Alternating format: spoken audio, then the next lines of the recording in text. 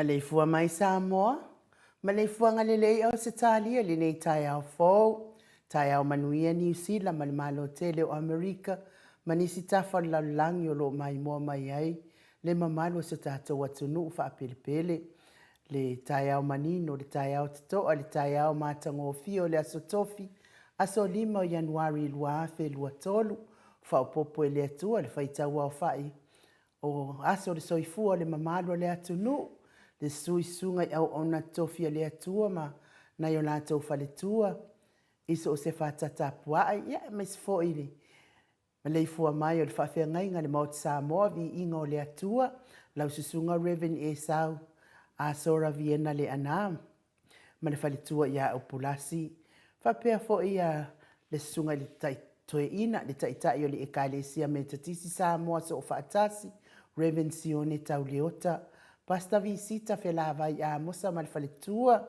ia vai tama soali i pasta solinga solofa mal faletua ia fa vai sunga toe ino le ekalesia la mo sa toe fuata ina Reven tele tausanga mal faletua ia matau aina sunga le fafianga inga malolo man malo le ekalesia Uniting Church Reven fa umumu poleka mal faletua ia natia vai yo poleka sunga le toya ina pasta matai amika matai ma le faletua ia Victoria. Pasta tau loli ma le faletua ia Alieta. Pasta ainu umuri anga avim. Sawa inaya ma le faletua ia Saipeti. Pasta sa ngale tuila epa ma le faletua ia Fai Upu. Pasta faatili matulino si Samoa ma le faletua. Pasta ia Feta Sekali ma le faletua ia Susana. Reven awatama tafai ono ma le faletua ia Katenari. Pa iyo ainga matama. Mamalo le faafale upolunga. In male fafalu polunga ya le usonga pole matu moa I tu au mana taua ai ngai le tai ma le va afonti mai se le tapua inga se tatou motu mai sai ya sua ma le vai fanua fofoma ai tu langi sa ole masale au mua ma lau niu na sai lua le afio fa atu to fa le ula la au na mtas ma upu ya te ole mo sa talo fa lava fa felo ai fo ile Maleifua mai o le au mamalu sta to malo fa pele o Samoa fionga ila tui male li fano vale to so ala vile lua male masiofo me se fo ile fionga ile tai sili puipuia les ayata tau tangat Samoa le vaenga fa fai puipuia ayata tau tangat Samoa ia po le vaenga lo fa fai lo ngai le malo la sunga tuila epa awe lua fatia lo fa na yoti ai ono doctor sa ilele malia le ngoi male falitua mai se o tupu mai o le vaenga fa fai le HRPP le fionga le profesa Dr. Afualo luanga lau wood salele ma le falitua e meise o mamalo le atunu lango ina pea le tautua Samoa le au sina le atunu ma le tapua inga i tama matina matua ma lo le ala fai mai whangunga le leile nei tai au fau whaaftai le tau tapua inga ma le tau tatalo manui ai tiu te mawhaiva o le atunu lau fionga le usoli lau susunga tui la epa fai ai ma le whalitua ia maunga mu talenga ia mata mua whaalia ma le tausi ia sinta tina matua ia ailini tipa ropeti Williamu Siliva ma le whalitua ia suenga Mitzi Edwards pia fo ini tina matua ia o lele matapula good morning ao lele Trish le musu mauru lele ileota ma le ainga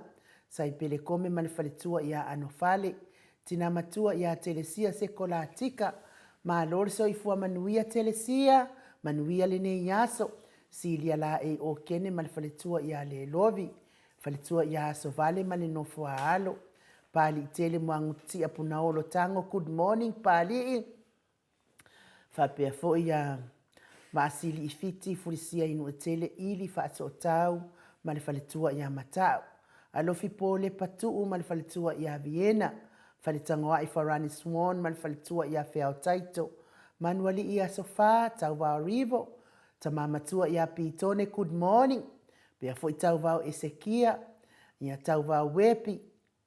Pea fo ia le tausi ia Sita Sione ia lo mafuta manaito ina taatiti moki siota pe po imati malanga o ma sia tanga iama le tausi pupu ifatu elia tau ili malfaltua ia Filipina tamama tua ia fanaea upo le vavau ai good morning malfaltua ia fa amalu ai Maria akiau pe fo ivaito vi Filemoni male ainga fionga ia fatia lofa po vi fatia lofa malfaltua ia se yuli fale ula Pea foi le fionga ia vui Nicola Wofo malfaltua ia Molly. Good morning Molly. Fafangu le ala misa. Pea foi le uso ia Paula Pang. Ma ia alfalitua ia Paula Pang. Ma lorso i fua manuia Paula. Solomona pule le alofi. Le sunga ia Felice Tautolo malfaltua malnofo alo. Good morning. Lau fili a rona fai ngafa malfaltua malnofo alo. Fa manuia le atua ngā luenga. Fa manuia le atua i pisinisi.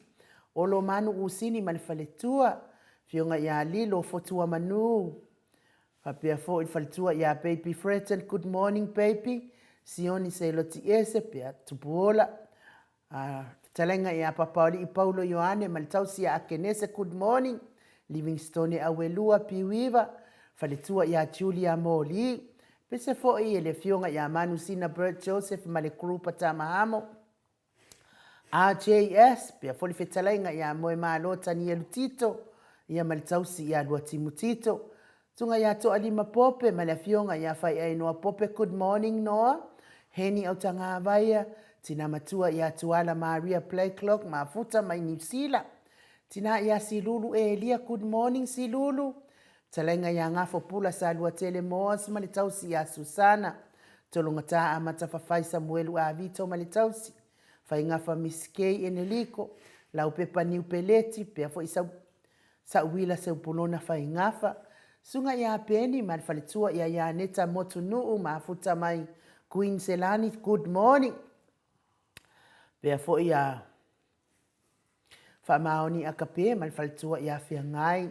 Lofi pose a moa pe ilua, malitausi ia Rosita, tina matua ia pepe si tia epa, se umaro fereti funga good morning, to o aniko ma Florina, tio sa faatonu ni umata, mane uso ia atalina patiole stawa, mau salafa manuia ngaluengo le nei tae au, to o televiko ma fatua ia sa uo viko, tu au pepe yo se fasetema mal fatua ia koleti, sa ngala a pelu se aso mal fatua ia Celestina, afa mala Brown, good morning, masoi misa lo lane mal fatua ia fa aulioli, to a mataio ma futa mai, ia vau sa vai, eu po fai fo ngi makaia, ato o ai sa vai, ia manuia ia tafaonga mfai ngā malolonga ia inga, pea fo ile fionga ia toa sulusulu ngā tau, mati manfalitua ia faaumu elive, misa la au manfalitua ia situila,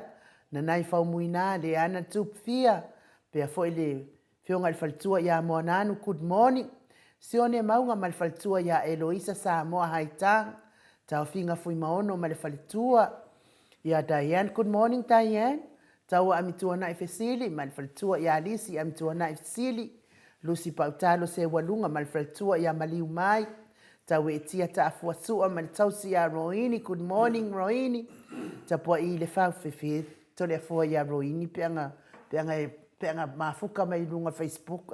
Ola. Ai se kele o ko mengi ia Roini. Tapua i le fau fa pea fo i tausi ia Pepa. Good morning. Loto and Dorothy Ioannes Tawa.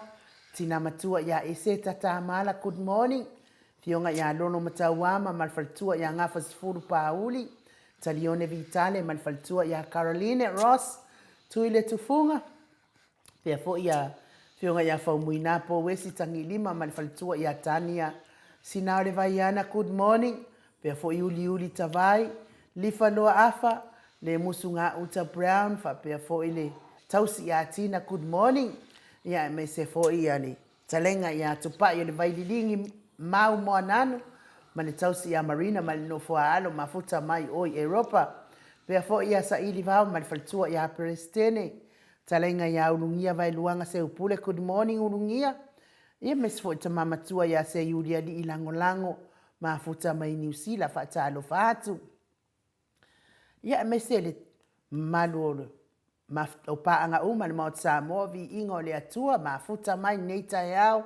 Leo ta ua la tau suafa, ia e whaafeiloa i atu i ate o tau uma, ma lo lava le soifua manuia, ma lo fo il folau, tatou iei le aso lo na limo nei maasina tau amata tau sanga, ia tatou folau whaatasi ma le atua, manuia ai fuafuanga e whai, me se lai la tau e le fia nei po kalame ai whai kalamai pea, wha manuia le atua mo o tau, lunga na mātou apia fōlinga whaatai mafuta mai, ia Nancy Bo le mua mai lava manuia tau sanga fo lua fionga to le fo tau sala ia ilinga noa inu pea mai ma lol tau tu atunu ia le pinga malanga Nancy fo kwa fa feilo ai mai ia manuia fo nei tai au le fionga ia tu fa sina Perkin tau vau hido good morning pea fo ia maseinga fasi tuunga ona blue heart ma le tapua inga lango ina pea le HRPP.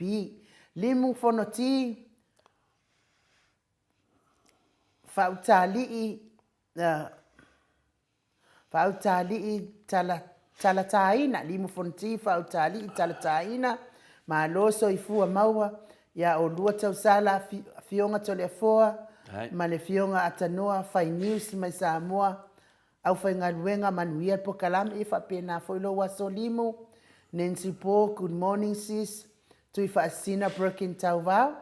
Ia asiata tui maunga whaafitai mafuta mai pes Joshua leau whaafitai me Melania White, whaafitai tele. Timu au atito na Blue Heart, Talofa and good morning. A fionga beautiful tausala. Telefoa and Mike, telefoa also atatanoa. Manuia po kalame neta yao, moliato lo whaangau. Tautai Mali ima Jacinta, also Alisa from Melbourne. Ia manuia fo i maftanga al tau ainga i Melbourne. Arieta Safiu, whaaftai tele Venice Arieta, whaaftai mafuta mai.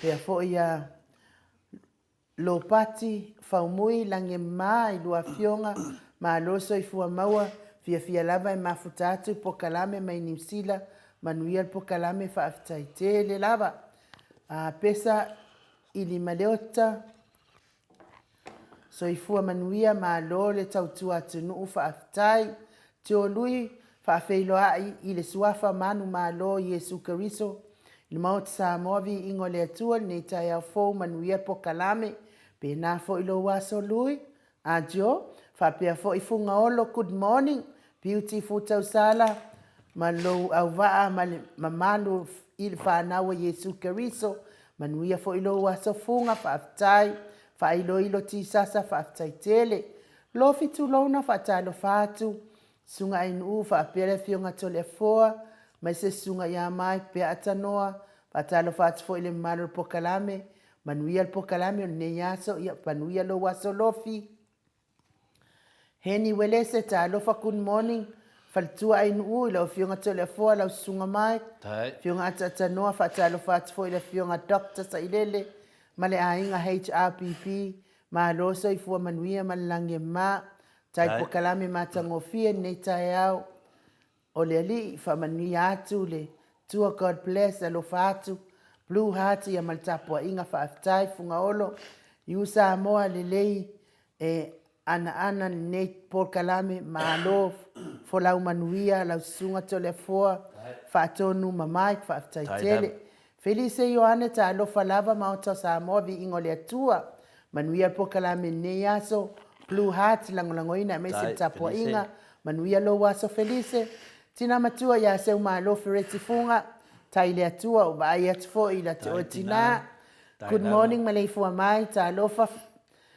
ai fa ta alo fatu lua fionga ile swafa manu malo Yesu Keriso ta alo fa lava ia vi ia le atua nei fo itai au fo ala fa mai manuia mai le atua ia sanga vi ia pea lona alofa malona ngalelei ai vi ia le atua se watau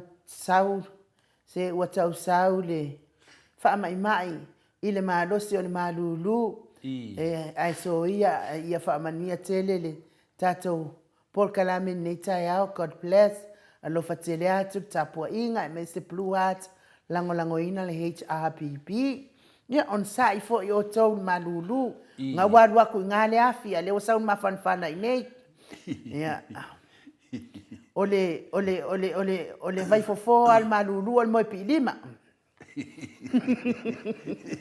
ole fa lo mai aven Maria Chochina welese taya manuia mautovi ingole atua fa tai le ali nei so fo manuia po kalame ya manuia atu mai Papa More Bay of Plenty ya manuia fo pe ya me bone ya lo fati ya te oi fo ile uso manuia lo waso SJ fa so tauloa so ifo manuia o lua fionga manuia fo ilo waso SJ pe fo ya Sadfred and Colette Janky taya manuia tole fo mantausala mota mamai God bless our program ole tapua inga blue heart lango ina pel tato HRPP ya faftai pa anga uman mot Samoa vi ingo le atua e lo lang malo si tato HRPP ya vi ia le atua faftai to tapua inga ya so uma ai tole fo ya le nganga fa alo fa filo ia tu lo fionga le tapa au fa sina fionga le tu ya ana ave au malanga tama fa sa wale tu malo le na tu ina tu ia ia ton mai pe lau fionga fo yo le fa ululu le ainga malos ya o lau ftalenga fo ile tau la ulu le tau ile la ulu tau lau ni ya au Pristine le Ecclesia Cattolico Samoa ruti hione ale autostitution pule anga fa Cattolico Samoa Paramata ma lo lava le ngalueto le afoa ma lo tau tu atu nuua tai ai fo in nei tai au fo asolo na lima nei masino Januari ya o le vaiaso nei o vaiaso tarsanga tartalonga tapo inga ile atua ina ia folau manuia le sa so tātou atu nu o Samoa, i so o se mai panoa o le ngata i Samoa, ia a o tātou a inga ta itasi, me se fo i tātou pokalame pe on tātou mafuta i lungo pe au nganu le ea, ia o le aspa, o le vai aso pa ia nei vai aso, vai aso taro sanga taro talonga i le atua, ina ia au o manu to le afoa nei tae aoi, fo i langona pe fo i ona mali tātou malu tae au, ia o tātou taro sanga lava mo moonga i le atua,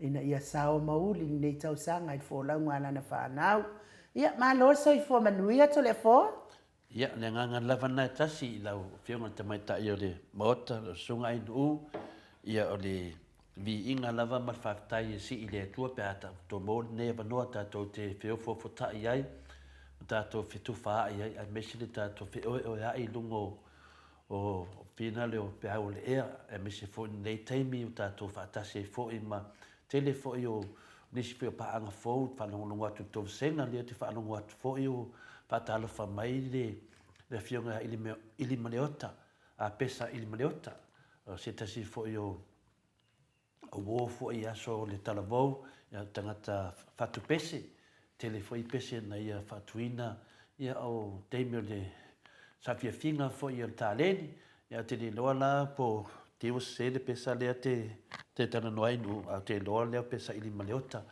ya se tasi fo yo o wo o le suafana le i, ia nei to vasenga le sao le ala te fai atu foi ono te mana tua pea le teimi fo ia matou ma futai fo i lungo musika ia so ia ia ono fono na fima tapena ia tua ma fai o fea uma ma fa ia so ia wa ia tu mo meu speaker ma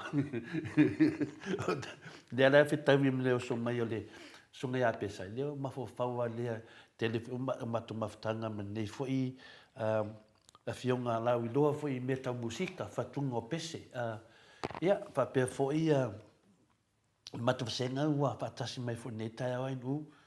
Ia, matavasenga. Mua ma lava le anga whaapai a Paula Banks, fatalo fatu lau fionga tapau whaasina, fionga tole fua fa pe tau sala inu mai, tole fua mpaanga ma lava tātou pokalame, fatalo fatu fo i le fionga le taitei sili, ia Dr. Tule Epa sa i lele malia le ngaoi, ma le faletua faapea foi le vaega faafai o le HRPP ma tatou sapora uma lava i viia le atua ia faapea foi le faamanuia le atua i se mafafauga faaleagaga mo i tatou nei taeao ao alofai vaai lau afioga tolefua faafetaitele mo faamaniaga lau afioga auga faapae Paula Banks Miti Edwards i taupo le tatou pokalame faatalofa atu foʻi ia inuu ia tolefua faapea foi le tatou ao vaamasani ia tatanoa le tesā pele se uma o la moe whaatalo whai lau whionga tole fua whapesu ngai nu, whapea fwoi Mike whaatalo whatan maota o vi inga, whapele whionga te te sili, Dr. Tule Epa, whapele HRPP, Dr. Fualo, whapea atata noa te sa.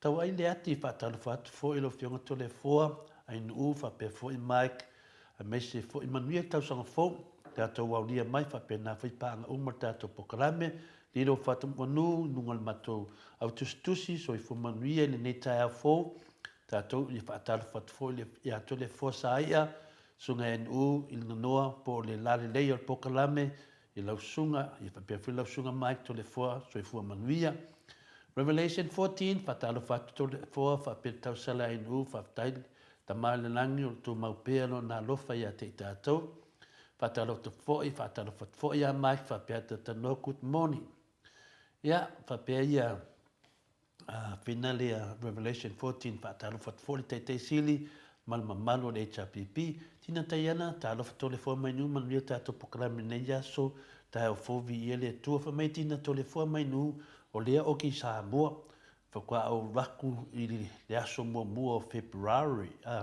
ia malo tina ia whapena manuia fo i tafa o ngai Samoa tau tona se temi ia asiasi o le fionga teitei sili i mamuri to elo faanga tātou pokalame tātou umei Samoa i asi to ina.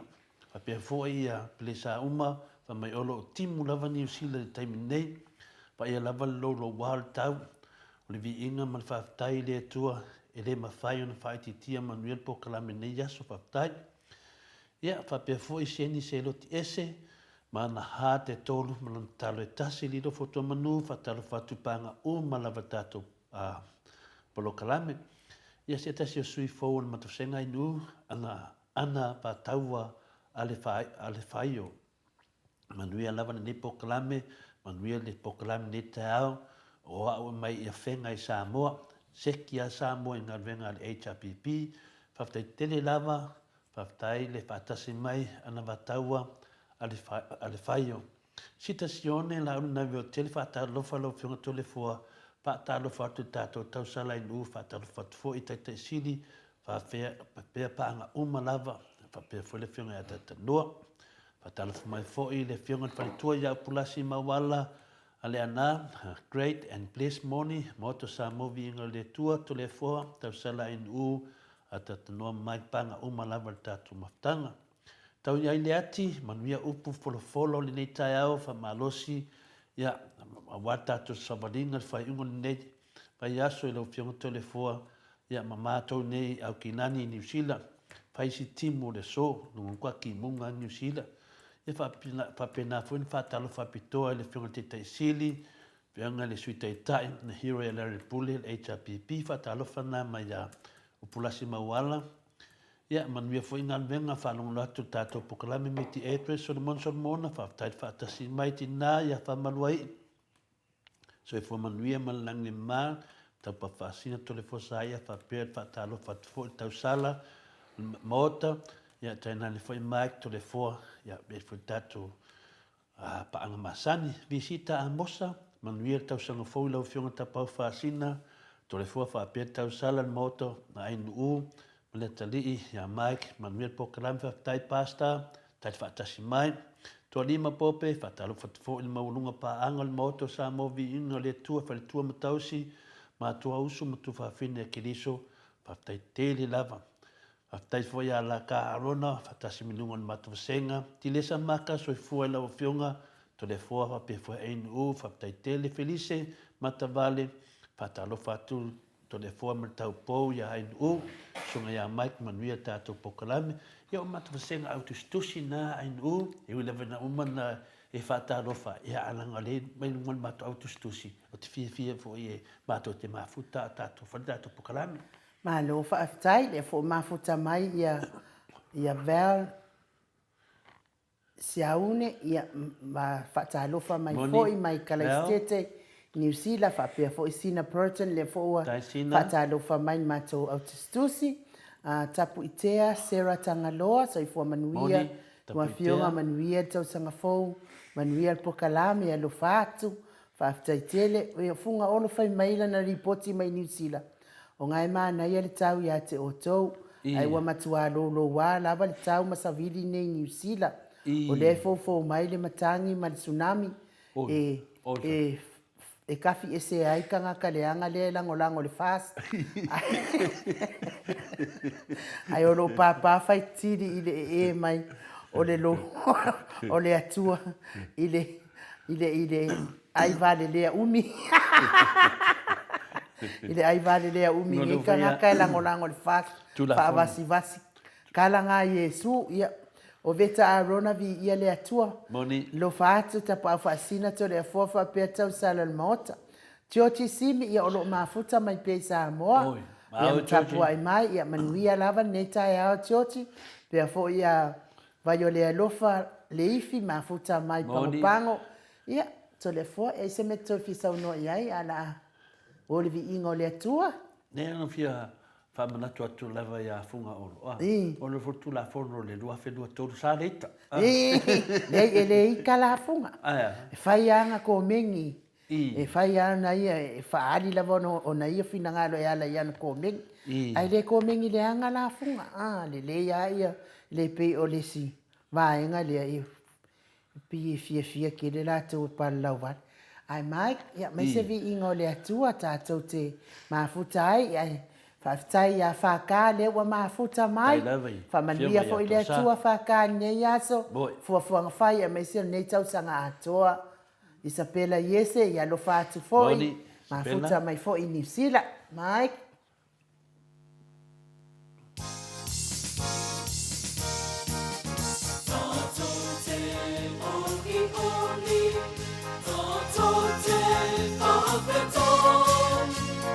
Yes, so let every soul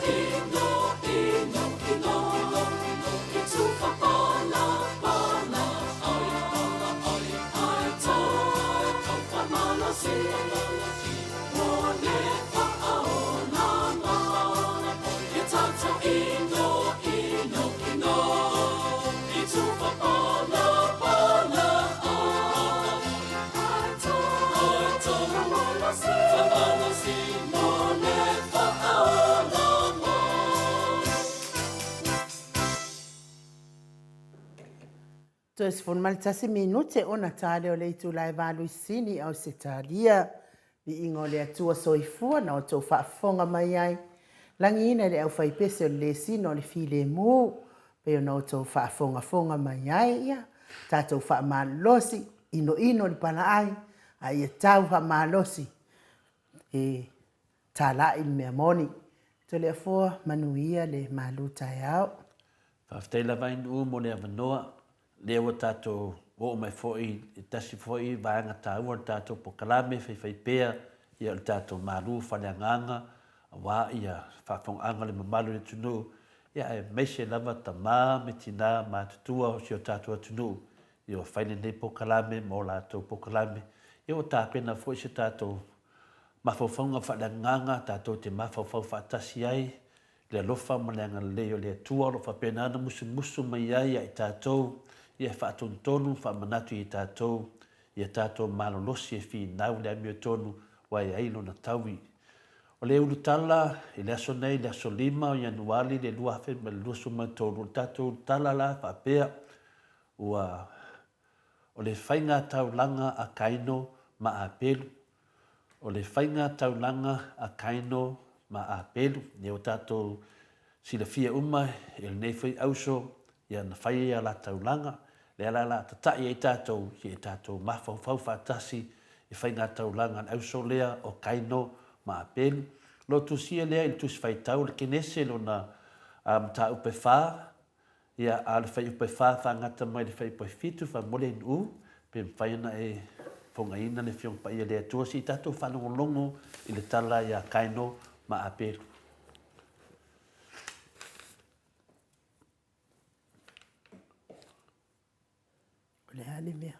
O le kenese e wha ia amata le whai tauina mai i le whai upe wha whangata mai le whai upe fitu.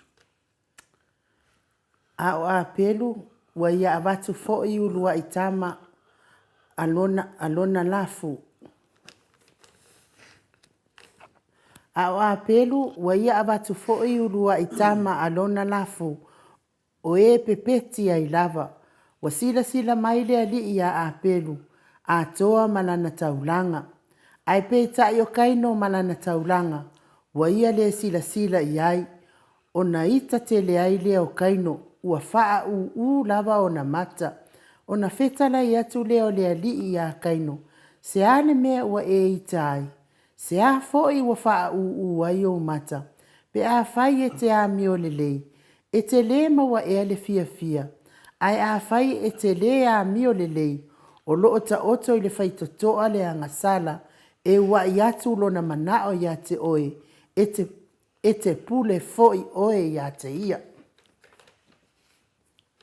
Whaina wha wau mai le whai poe walu, wha mamole na wain u. Ua whai mai fo i kaino i a pelu lo na uso. Wa iai fafo i la ua i le whanua.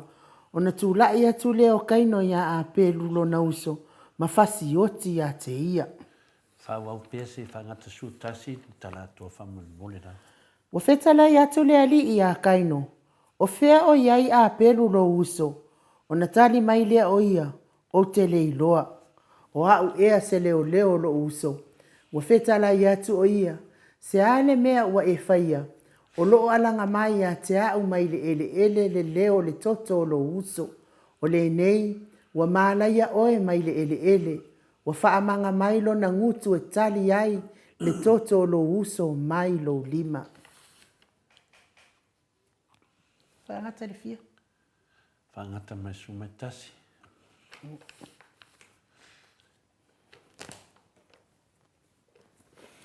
whamanuia le tua le whungaina ona nā whionga o whaafunga le mamalu le atunu a me se foi ta māma tina mātua. O le tātou talane nā, le talane nā ia kaino mā pelu. Ia le whautala i tātou mawhauwhaunga whaleanganga. O lo iei fo isi au tā ua whapena antau longolongo mai tātou te manatu whaatasi ai. Le whainga tau langa la le auso lea o kaino mā pelu. O le manatua wao, ua ave e sea e le fast taulanga na whai e le atua mo Samoa. O le tatou manatua wao le na, ua ave e sea e le fast taulanga na whai e le atua mo Samoa. Ia a le tatou urtala. Ia o le na, o le whainga taulanga a kaino ma a pelu. O mai le tala nei, e tatou te manatu whaatasi ai le ave e sea le fast o taulanga na whai e le tua mo Samoa. Ia o le nei aso le Maleifua mai whenunga le lei le tai hau fausunga whawhengainga mo lato whaletua me se fuele pa ia o tupu mai e o le tātou atunu le ala wau sina ta māmati nā mātua whaletua matausi ia uso matua whawhina le tala le lei whapea fuele loa loa le au whafunga i so se tua le nei lau langi o lo maua mai ai le nei polo kalame ai mese paanga masani o le mota sa mo vi ingo le atua ia mālor soifua ia mālor fole langi mama. O le tātou mālua na nafi sa tātou whaaso ai le lofa tu noa le atua lea na ia fio ifo ai i le lalolangi e ala ia Yesu Kiriso. Ma ia whaatino le taulanga o le whaotanga mo le lalolangi o le tātou māluna le aswa nafi a toa ai maala lea na maliu ma toe tu manu malo le tātou li whaola Yesu Kiriso. O le alofa le nao le atua ma Yesu Kiriso, lea o tātou sa o loto ai ma tātou mauai le fia fia. O le alofa o le atua ma Yesu Kiriso mo oe mahau. O le alofa le na o lo la uafina ngalo tātou te whialo whani ma whe lafo ai ai. Aua ne o tātou tāofi mawina ai abatu matufa atu i tangata lo lātou mo umbia. Ai maise lava ye matitiva i le fia ai, vai male le tango lima. E mamai, ma e ua puapua ngatia le fale pui, ye ua mafatia, ia whapena foi, ia whalavelave whafua sei. O e foi o ma liu, ia whalavelave whafua sei, o le alofa nalo o finangalo le Yesu Keriso, le tua mleanganga pa ia tātou tufa atu. Ia e meise lava i nei tangata mātutua o tele na whaasi umutua ma le awa ai le tupulanga talavou nei vai temi. A wao le atua na ia mua i whaia le taulanga o le alofa mo le laulangi ma tangata uma. Ia manatua le lei le au whaafonga e po le a lava le tele o ni ngaluenga le lei e te whaia mo Yesu po ani au taulanga te tele foi e te abatu mo le lotu a le aiso alofa e mai mau le temi ma e le fia fo Yesu i ati oe. Peta la Yesu o te loto le alofa a e le o le taulanga. O lo wha mawina le nei mau i le tono le mātei wa iwa o lona whai upa suma tolu. O te loto le alofa a e le o le taulanga. Wa ia toi feta lai fo i whaapei o na tūsia le Ioane suma lima no na whai upa suma lua ia o tau whialwhani whaapei on owa lofa atu i ati o tau. Ia o tau whialwhani whaapei on owa lofa atu i ati o tau. Mai tau le leila ia mauia o nā o lo whamanino mai ai e le Yesu ia i tātou o te loto le alofa ai le o le taulanga. Nongo minga whamanatu mai pe i tātou le aisa o ngau ngaluenga te tele pe a le ai le alofa. Ia whapena fo i mea umalawa tātou te whaia a le losi alofa na i lolo lai a lea e il whale tonu. Ia o le alofa le nā Samoa o le tua po o tātou o li whaolo Yesu Keriso o le alofa ia auwane e alofa na o oe. Pe na o malou a inga malau whanau. E le fia le tua mai Yesu ia te oe pe a whai ua matua le aiso o alofa mo isi tangata. Nonga minga le tā ua tele lea mo i tātou mana tua pea o le alofa o le tua lava lea. A le aila le alofa ia te oe, o le ai foi le tua mo oe. Le ar tele o ngā ruenga le lei. Leo tau tino mai i tu sfaitawi e whaamau wain whaamausali le tātou whaatuatua le tā ua o le tua po le alofa i ati oe. O le tātou mālu mo le tai au nei o le urutala o whainga taulanga a kaino ma a pelu. O le whainga taulanga a kaino ma a pelu i le manatu wao wa abe e sea e le fast taulanga na whaia e le atua mo Samoa. E lua me te tele lava ia o le awha mata i tātou ma le whionga pa ia le atua ma le mea o lo tupu i tono sio tātou atunuu. Whape nan fiso swani ai tātou i a tātou wola malama i le ami o tono le atua. O le tātou tusi whai taula ali kene se whaa, lona whai upe wha ngata musutasi, o le tala ua masa niele toa tele, o le tala le whai ngā taulanga le auso, o le uso lea ia kaino ma a penu. Lea nei uai ina whasiotia e le tama matua o kaino lona uso la ititi o a pelu. O se tala foi e toe wha manatu mai ai ia tātou i le mālu tai au na nafi. A wā foi o le taulanga o le whaore ina o le laulangi na whaia e le tua. O le taulanga ua pito sili na le lei, ma ua lava foi matotoe mo le whaore ina o le tangata. O le taulanga na whaia lava e le tua i lona halo pele e tua tasi. Ua tātou i loa ai e le ai lava se alofa e au pito sili atu na i le alofa o le tua ma lana whanau i ana tangata na whai. Le nganga le nā lo tātou tamawhai e tātou mana malama le lei, a whaila ua le fia sila fia le atua le taulanga a kaino. O lona winga e le o se taulanga o loo ofo ina atu i le atua ni mea sili ma le lei o ia o loo ia te ia. Whai mai whai upo e lima a e peitai o kaino ma lana taulanga wa ia le sila iai. Ona ia ita tele ai lea o kaino ua wha lava o na mata. O le whai upu lai le lima, lo tā ua mai ai le wha o si kama o kaino. Ua ita tele ai kaino ua wha lava o na mata. O se tangata e alofa lava ia na o ia. E tuu maa ia me le lei, ai ave mea wha le lei mo le atua mai si tangata. O se tangata alofa wha apito, ma le wha ilunga tangata. E le manatu isi pe na o ia lava. Na o lava na o ia, malana manava, ia po na o ia lava. O le tangata e manatu wha apito tangata ne o taino. Mana o e wha taunuina na o mea tau ia. E le manatu, pe mana o kaino e whaini me le lei mo se isi wha apei o na ia le fia ele taulanga alo na uso ua whaia mo le atua. O mea le lei ma mea sili sa ia apelu na ia ave mo le atua.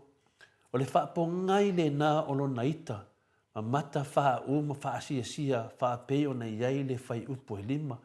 Ia watitila atu kaino, ua whain taulanga lo na uso, aka ave e mea sili le li. Ia na le fia e leo nei uso o kaino. O na ia ita te le ai lea, ua wha lava o na mata. O le mea na e maua e kaino, po tātou ia le fia muli a kaino.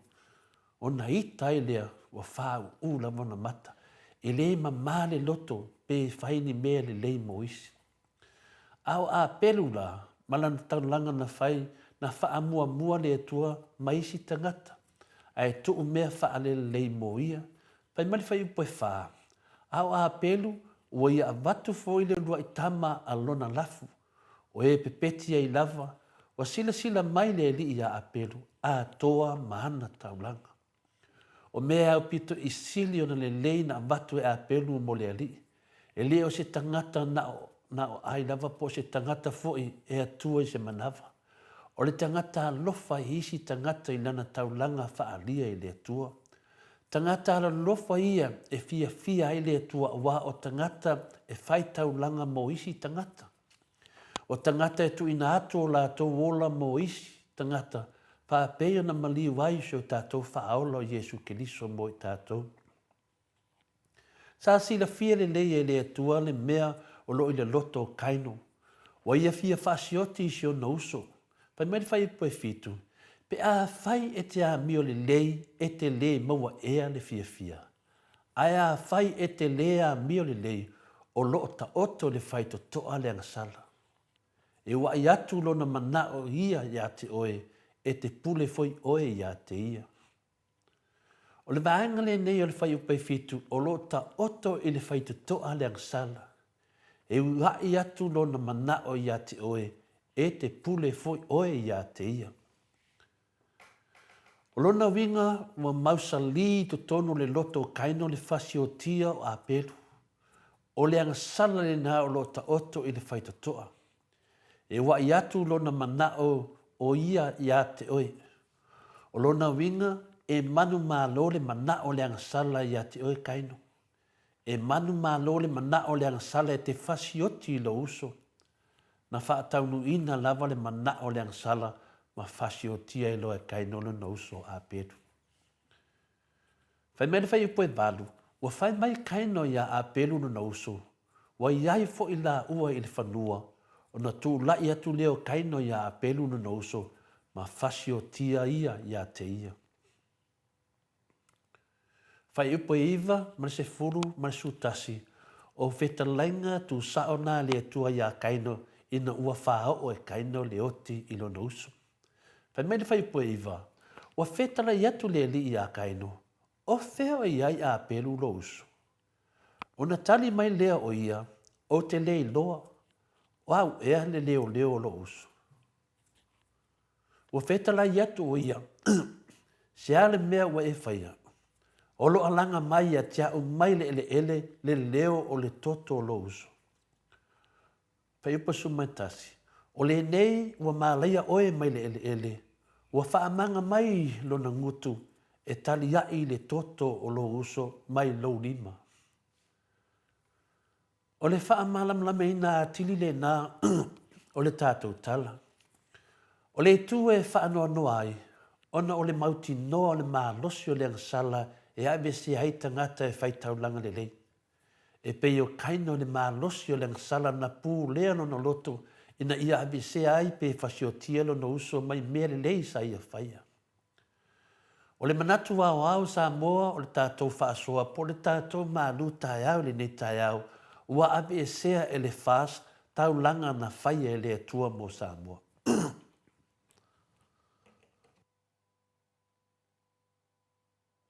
Ia pen fai foi un tātou wheliulu i hae whaapea ua awe sea e le whaas taulanga na tu e le atua i le HRPP lātou te whaia pe whaatinoina mo Samoa.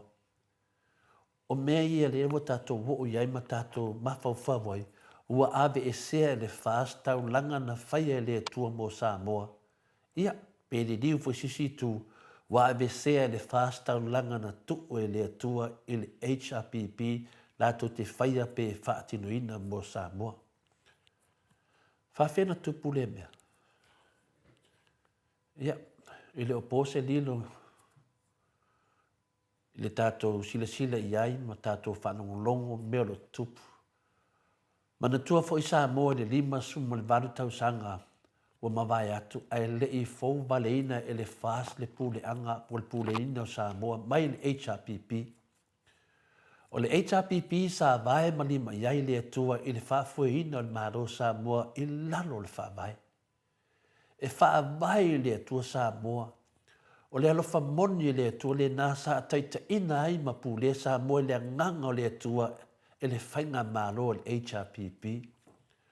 O le mea mua lava na whaia ma le mauti noa le fast e ma whai o na la taupu lea Samoa o le talepe ina lea o le whaavae.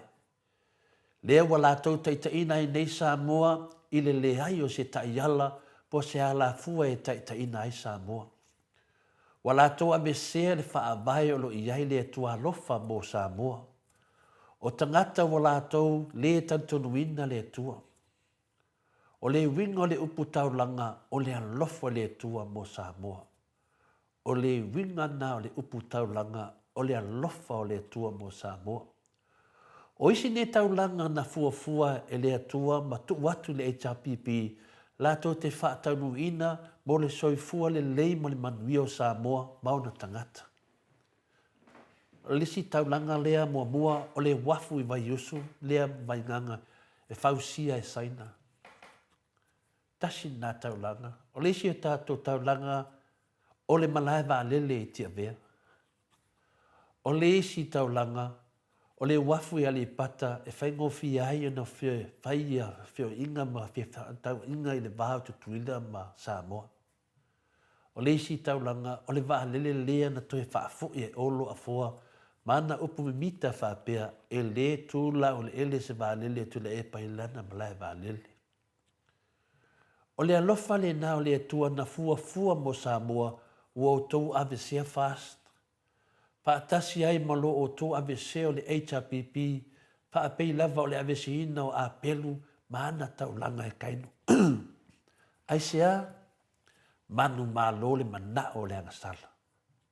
O le angasala, o le loto le mama, ma le loto le anga o le fast, paapei o kainu le no uso. Whapena lava le loto leanga lea o tau tau fia ai ma ave se tau langa poati nae nei na fina ngalo ai le tua e whai mo Samoa. Ua o tau le mana nao e whai ni mea le lei ma sili mo le lau tele o tangata Samoa. Ai o tau mana nao e whai nao mea e manuia ai o tau.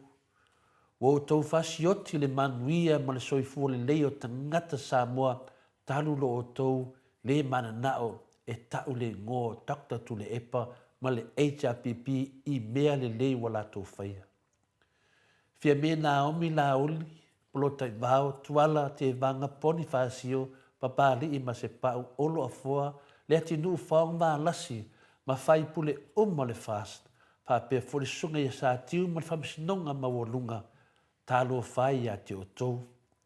O le tau ave se hina o le HRPP wala tau le mawhai ai o na whātaunuina le fina ngalo le atua mo Samoa ma ona tangata e ala i mea na fuafuina le leia le atua mo Samoa. O lo o tau whasio tia lava lea o le atua malona lofa i a Samoa lona atunu.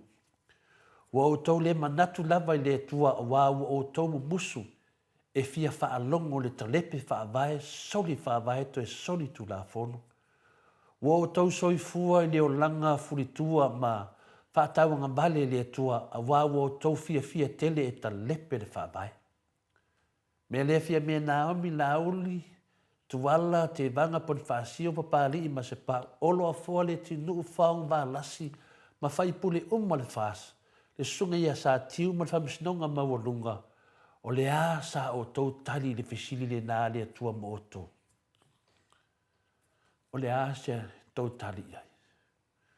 Wa fetala yatu le li i ati o tau fast, o fea o iai le HRPP, lau au na sa la tau whaia me uma o te manao ai, i le wha maoni ma le ami o tonu.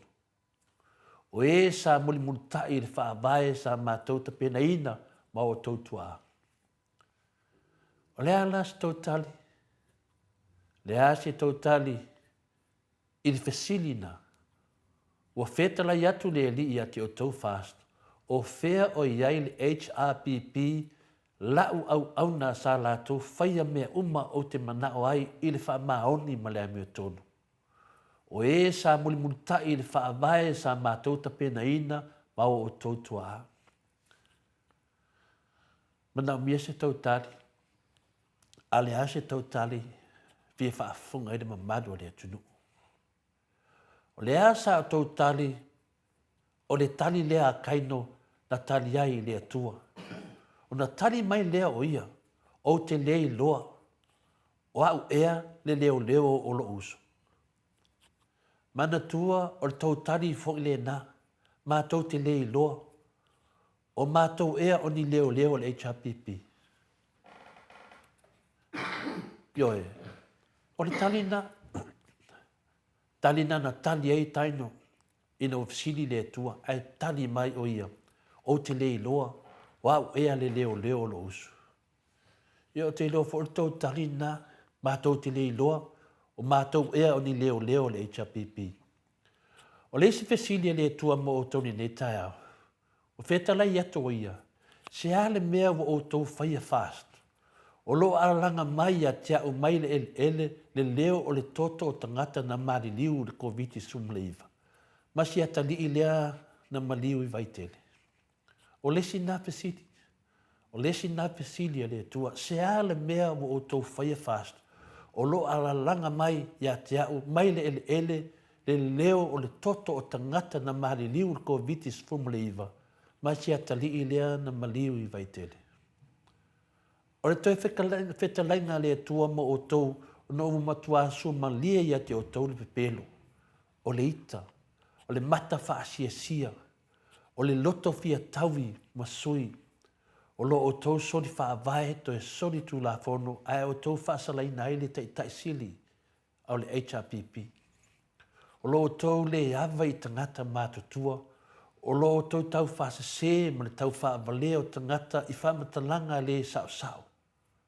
Ma le whaamaoni le tau whainga mālo. Le awa iai se tanto nunga o le maoto Samoa vi inga le tua. Ai longa iai se tu langa le lei, ma se manuia iai Samoa le tau whainga mālo. O tala ia kaino ma apelu, o le tala le nā o le tātou whainga mālo o iai nei. O kaino o le tangata ave mea leanga po mea whaale lei mo isi, ai tuu me le lei mo ia. Whapena tai umalawa o le fast, e ola whaatau tala i tupe ma mea tō tino le mālo, e le kea lava le tanga tāo soifuanga ma le siti ina o tongi o tangata. Lātou te le kea lava. I le kaunga kāra soifuanga, ia ma le si kia ko kongi o tātou tangata, pai ngā renga le mālo. A wafo e mawhai lava o na lātou whai malanga i whafo i tupe le mālo, e sa ili e lātou tupe, ia matasisi solo ai le fu o Samoa ia tu i whafo, o na mau ai leo le lātou tupe, ai mahati tīwai lava si o tātou atu nuk pele o Samoa. Mea lea fia me, la uli, tuala pon whasio, papali i ma se pau, olo a foa le tinu u whaong, pālasi ma whaipule umo le fast.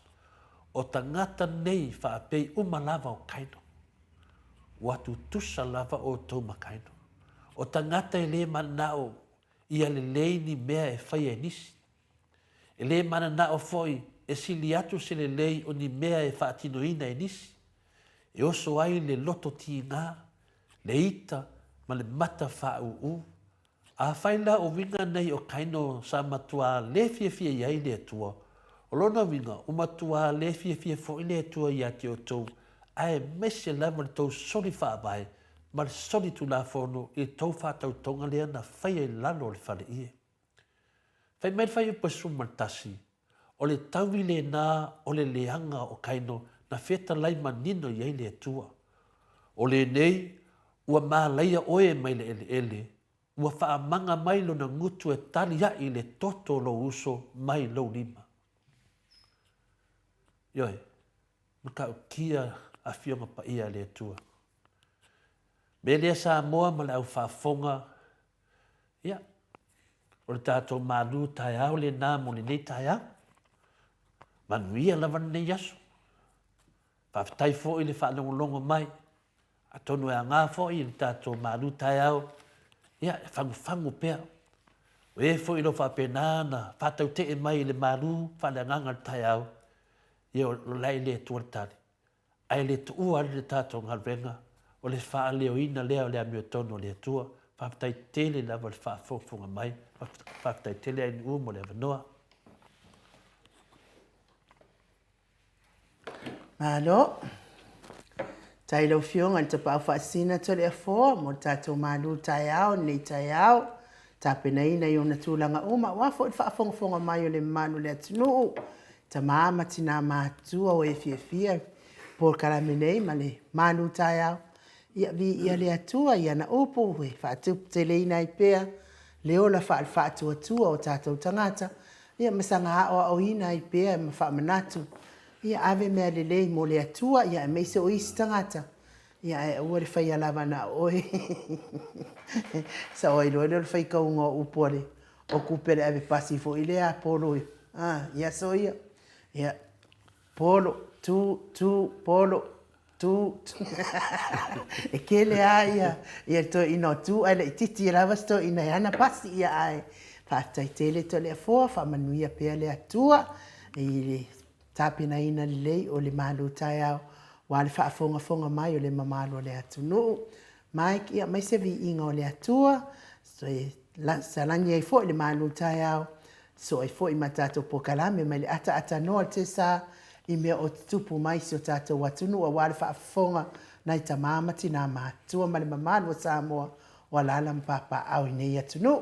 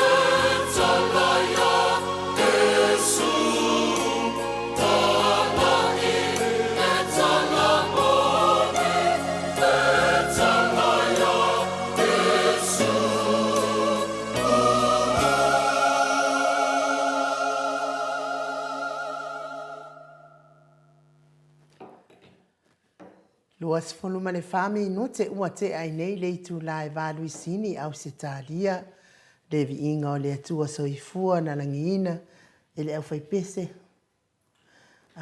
palisi mai Katoliko palisi mai Samoa pe ona o tau whaafonga mai ai le nei tai au. Felice Ioane matangofie le upu mai le fionga pa ia le atua au mai i le moni ma le whaamaoni whaamanuia le atua le fionga to le afoa whaafitai lava. Ia le atua whaafitai fo i tapua inga le malua le atunu. Ia e mai ia olo. Ia funga olo. Vai lea lava e papa mai fai kiri le ingo le atua i nei manu. Kulioso mai le whanau. Kulioso mai i le whanau a Yesu Keriso. Ma lor fetalai to le afoa i le whaatonu winga whaatamali. I le whaatonu winga whaatamali. Ia. Whaafitai to le afoa ia mes foi le tapua inga malo le atunu. Taisongia matangofia vi ingo le atua ma lo Mike ma naia pese whaafitai. Ia, whaafitai fo i le mafuta mai o le malo le atunu i tue fia o le nei lalolangi. Lo tatou mafuta i lunga o le tatou ala tatou le afoa. Ia, mana ia upo le pese o tala. E lea ia masaunga luenga i whaia to le afoa tele pe a whai tala i upo moni. Tala i tala moni. Ia a o no tinga ina la lea pe a whai ke kala. Ia kala ai se. Wale fata ua pepelo ia whamatalanga. E muli mai lava ia te. Oe mai whamasino ina i foi o telefo. Iyo, matalia foi ai nu. Matalia foi tātou o 40% mo le li. 40% lea tātou te manere sfurwai. Papena foi ia tātou soifuanga me whapenei. A whapea foi le ofisa whaasara lau. E ofa foi le sfurwai mo le li. E te tāwana iai e tala. No tala pina le whale lotu. O tala whale nganga. O lou o sfurwa i lava lea. E tūnanga whina le tātou te tatano ai. O le sfurwa i lava lea. Longo winga la. A whai o se pokalame. Na le pauana mea la tau te tala ia. Na o mea pepelo. Tau whaaleanga. O no lea. O le tau mawhai e pui. Se anga sala, pui se anga sala po ni mea whina le pena fiufi pena tatu malo e tinana tatu wawai atu i le pepelo whina lo la uli o lo whai mai a la fisi le toi ia kaino o le haea o whea lo uso a la si le fia mai le tua o le wata oto mai ia a peru lalo le palpala a la whai o se leo lo uso Tali tangata whaali. E le ngata whaari, o tangata e taumawhai e whaau fiufi. Le alai e tangata la nei ti nana whamai la uli o le a tuwha atu milionga wa umana ave le 5 se lau wafe i le toa Samoa. E le ingi mea. Ala e o a whasara lau, e ufiufi la uli. La watari mai le atua i ai. I ora o whaamanga mai le ang sala i ate o tau. E whai ma o tau le ang sala. Mena na e manai e foi. O le fio soi mai lunga. Ai whaamanama tu e tātou. A tonu leo le malamalama. Ia le anau whaamanama i mo i ai lava le tau senga. O le lunga lenga le atatanoa te sa. Ia, ma lo lava o sa i whaafitai fo i mo i la tau lo fina wina pea le tā lai pea o le mea moni. Aua le mai vai, aua le wha vai tā lai mea moni. Wai, le fo i ai oso mai mea oki mea le povi. E kau kāla i mai fo i ala ko mea pepelo i ai tā la i ai tā tau le mea moni. Se e whai a ngase e whai mai ai ia.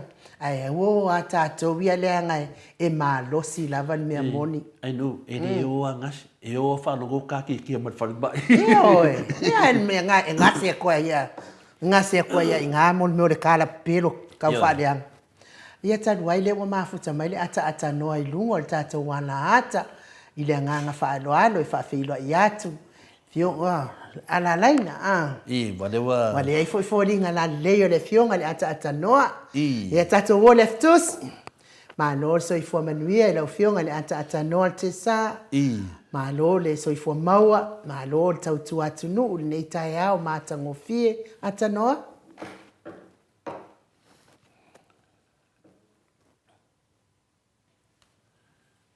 Pea o whale tonu le fitusi atanua. Nemo. Si o toi vili le lisi fitusi le wai dua fitusi. Ia, ma lo fo ile on sai mai tātou atunu. Ma nei a fo i nei aso tātou te eva aima. Fia ai fo i nei aso whai e lea tua. Tun fo i sa o to ata ma tu ua fo ia maftanga na isi e kalesia. Dia te fatalo fatu e te tanoa Na fa isi molia. fo i whaasauni mo le fiafia nā nei. Ia ai toi whaatalo whātu le ata noa te sā. Mā lor fo lau manuia. Mā lor soifua maua nei tai au ata noa.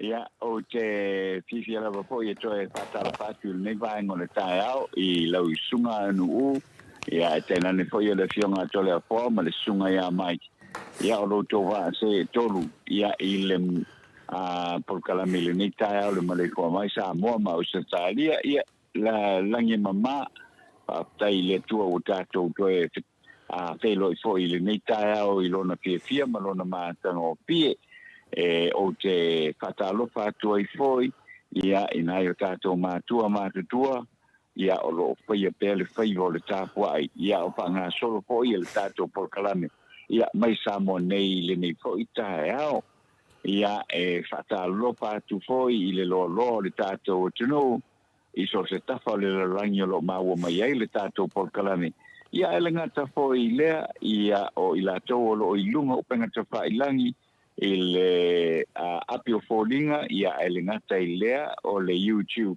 ia fatalo fatu fo I le nei tae ao I ele lofa mea le lei o le tua watu ina mai fo I le nei ava noa ia o mwhai fo I o ne tātou toe tala noa I le ni fo I tae ao ia e ala lei le porkalame ia o le Maleifua mai Samoa ia vi ele lofa o le tua I le nei tae ao te ina mai lo tau soifua ai o so mātou ola ia wa foi ia le tato porkalame ia I le nei tae pastai telefona ai no ia le tom matei no foi le tato porkalame le nei tae ia o le tulanga lava na I le umar pastai I le tua ia ona o la pole fa soifua ia tai na mai ai le soifua ma le tato ola ia le fa tau uino pe au manga ruenga o le nei aso ia misi fo I la tō lo tāpta po I mai ia I mao tamalawa e fia o le tātou o tino ia le ngata o Samoa nei ia e whapena fo I New Zealand au Australia Amerika ia manisi vaenga o le nei fo I ke lope peona o lai msoifua ia le whanau le atua ma lo le soifua le nei tae au tole po ma anu Ma lo soifua ma langi ma o le lava pisi le fionga ni. Tamai tai il mota le latu senga. Pai asi na pisi o le vasenga pina le ainu ni tai au. Ia le matu vasenga. Ia ana le tapua ina val matu vasenga ma mai whamonianga. Ia alo fitau I mai pia ia Ukraine ma Rusia. I lai tu on vai. Ia o le o te ia sa no mai. tau whai whamalo I le alofa ma le anga leo le atua I lau fionga le ata noa ni. Te sā, o leo o te whai tau komeni an matou autostusi ma o ata to atasi ai lava. O lea sa le tatou malu nei tai ao ia o le whai ngā tauranga a kaino ma a pelu. Ia fia tele le atua I le tauranga a pelu sa whai le lei ma ave le lei mea le lei uma lava sa ia te ia o si ai tauranga I le atua ia papea po I man anga le lei mo isi tangata. O le ala na fai atu la utala fa atu sa fo ile ave pasi fo ile le saunga le fai tuna tatou atanoa le pasi fo ia polo ia sa mawati fo le fo ina pas na tele ia fo itala le adu fo le ave pasi fai tau ia tupe fo ia tono le fale fo ile le ta ia la fa longa tu lo tanga tala so atu male ave pasi ia e fa akele an kaule ngole ave pasi ale kikire le kamalo ia nga pasi ele faso ai no tupe o si liva o pase se tangata ai le la te atele o so mai te pora mika fai mai ia polo tu nga ua ku ma nga ua ku ma u pe o ma u ma ku ai kale pe ngale nga ia venga ale ua pe ngi mea bale Mela le no fai atu lai pisi. Se on makua kusi so on makua. Fatalo fatu I no fianga le atata norte sa. Ia ma ro lava soifua e fatalo fatu fo I le sunga ia Nevo Fonti Brown e fa pena fo I na manuia le dana ta faunga I Samoa fa tasi atu fo I mafuta I ma o leuso ia alo tele atu tatu po kalame mo sunga ia nevo Fonty Brown ia o le mele tau sa no ai nu o tatu manu tai o le te le o le fi au ta wala ai mai ai o te le po se manatu e fa pena una tatu manu losi ai e fina wina I le melo tupu mai o le taulanga la pena le akaino ma pelua atatanoa e se le tāua o le tala o se auso o se auso le ala o le ata le nana matamata I mātou ni tai au le ala o mai le teimi nei o le ala le ata e whetau ma le ata na whetau I tonu a lea ma le HRPP ma le fast ma tau lia foi o fia me o le HRPP e whapena fo le sunga I a lauri o le HRPP o Wayne Fong o le HRPP ia se vangai le sunga ia olo le sa tuto tasi na te le ala wa vai ngai la le form up nei o le fifia kaino ina le tele mele lei e fai e apelu ave fo ia e manu pepeti lava na fatu anga manu e osi e tau langa le tua ai no fo ia e fa penga kongwa le atale le tau famatala to inu o le mena le wa tupu nei o fisidi mai le tuai fina le ya kaino fe apedu a fe mai kaino o ha ia se leo lo uso e fa pena mal fisidi le wa batu I le fase le temi nei for fisidi la lo batu I le mato maru tai au foi fa langa le tai au I o to ia le fase o fe o ia le HRPP la au na sala to faia me uma o te mana o ai I le wha maoni, ma le ami o tonu, o e sa multa I le wha vai, sa mātou ta pena ina, ma o tautua a. O le fesili nā le atua, watu atu le fast, mo le aso nei. Ia, o le ala se tali, o le tali da le a kaino le na tali hai, o na tali mai lea o ia, o te lei loa, o au ea, se leo o lo uso. Ia o te leo fo le tali nā le la tali, fo le fast, mātou te lei loa, o mātou ea o ni leo le HRPP. Ia, mai vai la e atatano le tā ua o le tae au mena tupu ia kaino maa pelu. Ma le tae au lo tupu nei I le HRPP ma le fast. Ia pio le manatu na atatanoa e wha tupu manatu ia tātou loa ai le mea tonu ma le o ngā sami lo iai le tātou atunu. Pātase fo I mo le sepesiri o lo tu atu I le fase le tua. O lo alanga mai a tia o mai ele le leo o le toto tangata na mari liu o le COVID ia sfuluiva. Ia masi atali I lea na maliu, pe lea na maliu I vaitele. Wai whanongonongo na o I fesiri e le tu watu. Ia, o pei o tu langa na whina le mafua e o na tātou sa ili le tua. Mo se wha amana mana maanga. Tātou sa ili le tua mo se wha amanino ina. Tātou sa ili le tua. Ia a maila na mi tonu. Ia sao ai mau sao ai le tātou whainga malo. Ia pi o whātunga nā le. Le neitai au matango fie. A mai e le lofa malanga leo le tua tatanoa. Ia lea leo tu whanungu. Tu polo, tu polo. Longo winga. Wa tele ia tu. Ai kiki sko inga e ongo mea o. O le mena lo tupu nei. O ko kere malo le o to tele me ave malo ala kiki kan karaoke aka karaoke le ngole tunu pio le tali tu na ta no pio mele e ata in mala tu senga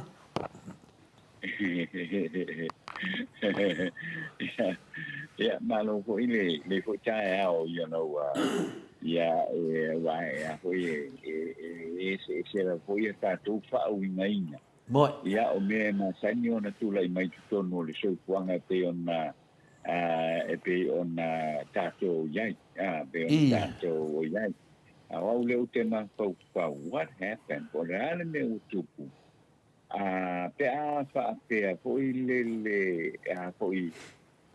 po o mai lava I le teimi le nei ia o lo yai pe Samoa ia le te mai ia palmia ona o le o te manatu o le aso ataea o le afa ia ito e sa uninga ia o le suite te kono o le kalisia whapotong ke sianu Samoa. I. Lea o lo o ngalue i te tonu o le fio anga po i o le tumai te pāle mia i loto i loto whanga o tae au le o le awhai ai a le ia toi sa minga o le sunga po i le ia Iosefa a ka pana i le lea pe ona tu ai le malo i se temi po i o le vai aso me se ma vai atu nei pe tai la o tae au le a whai ai le ale la o te mako kau iai awa o le tūlanga po i le o le no mai se tala la ka mai po i le po le ale me wo iai ia le malanga te mai te pare mia le ana ave ai le se le ni po i le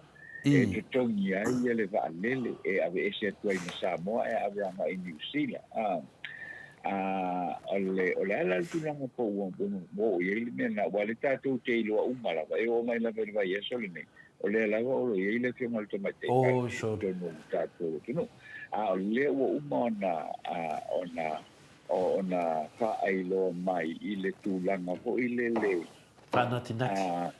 E tūlanga fa anatinati ia le la e fia maua nei ona sa tau fai po ia telepo ia e pai se so taina ia po malanga le ke mal to mate pa mia ia o le tūlanga la le whape ia lona winga. Whape le i malanga le whionga te mai te palmi lona winga.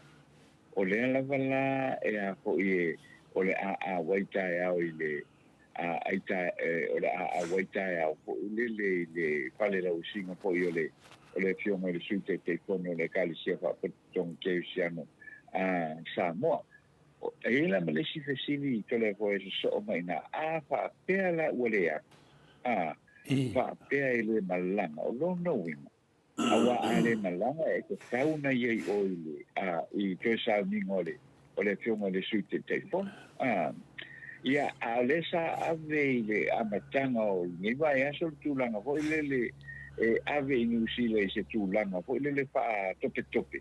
Ia ona atonu o ro iai se se tu nga o le whionga i le te pāle mia. Ia e ono mana o mia ai e se si tonga fitinga ia i atunu upako te onu sila. An mela leo tu lai nei o lono winga la a whapea e le malanga te pāle mia. O lono winga e te tau ona awai i sa minga le ila so atai au. Sa we ningo style. Ona tato fesini nia lo le tele ala fesini po le o le a tuli loa i nai le mata upule nei. So e whakupea ona seini le ri po ma. Mo i le po i le ri po ma. E malanga ka mai te tangi e tu langa le nei. Mo i le O lea e a po i awa ana whapea po i le o malanga. Ia e nista ko kare whea iai. O langa le tātou te loa ia o lai ngase ngas. Mo i le atano. Malanga i o mai te mile nei.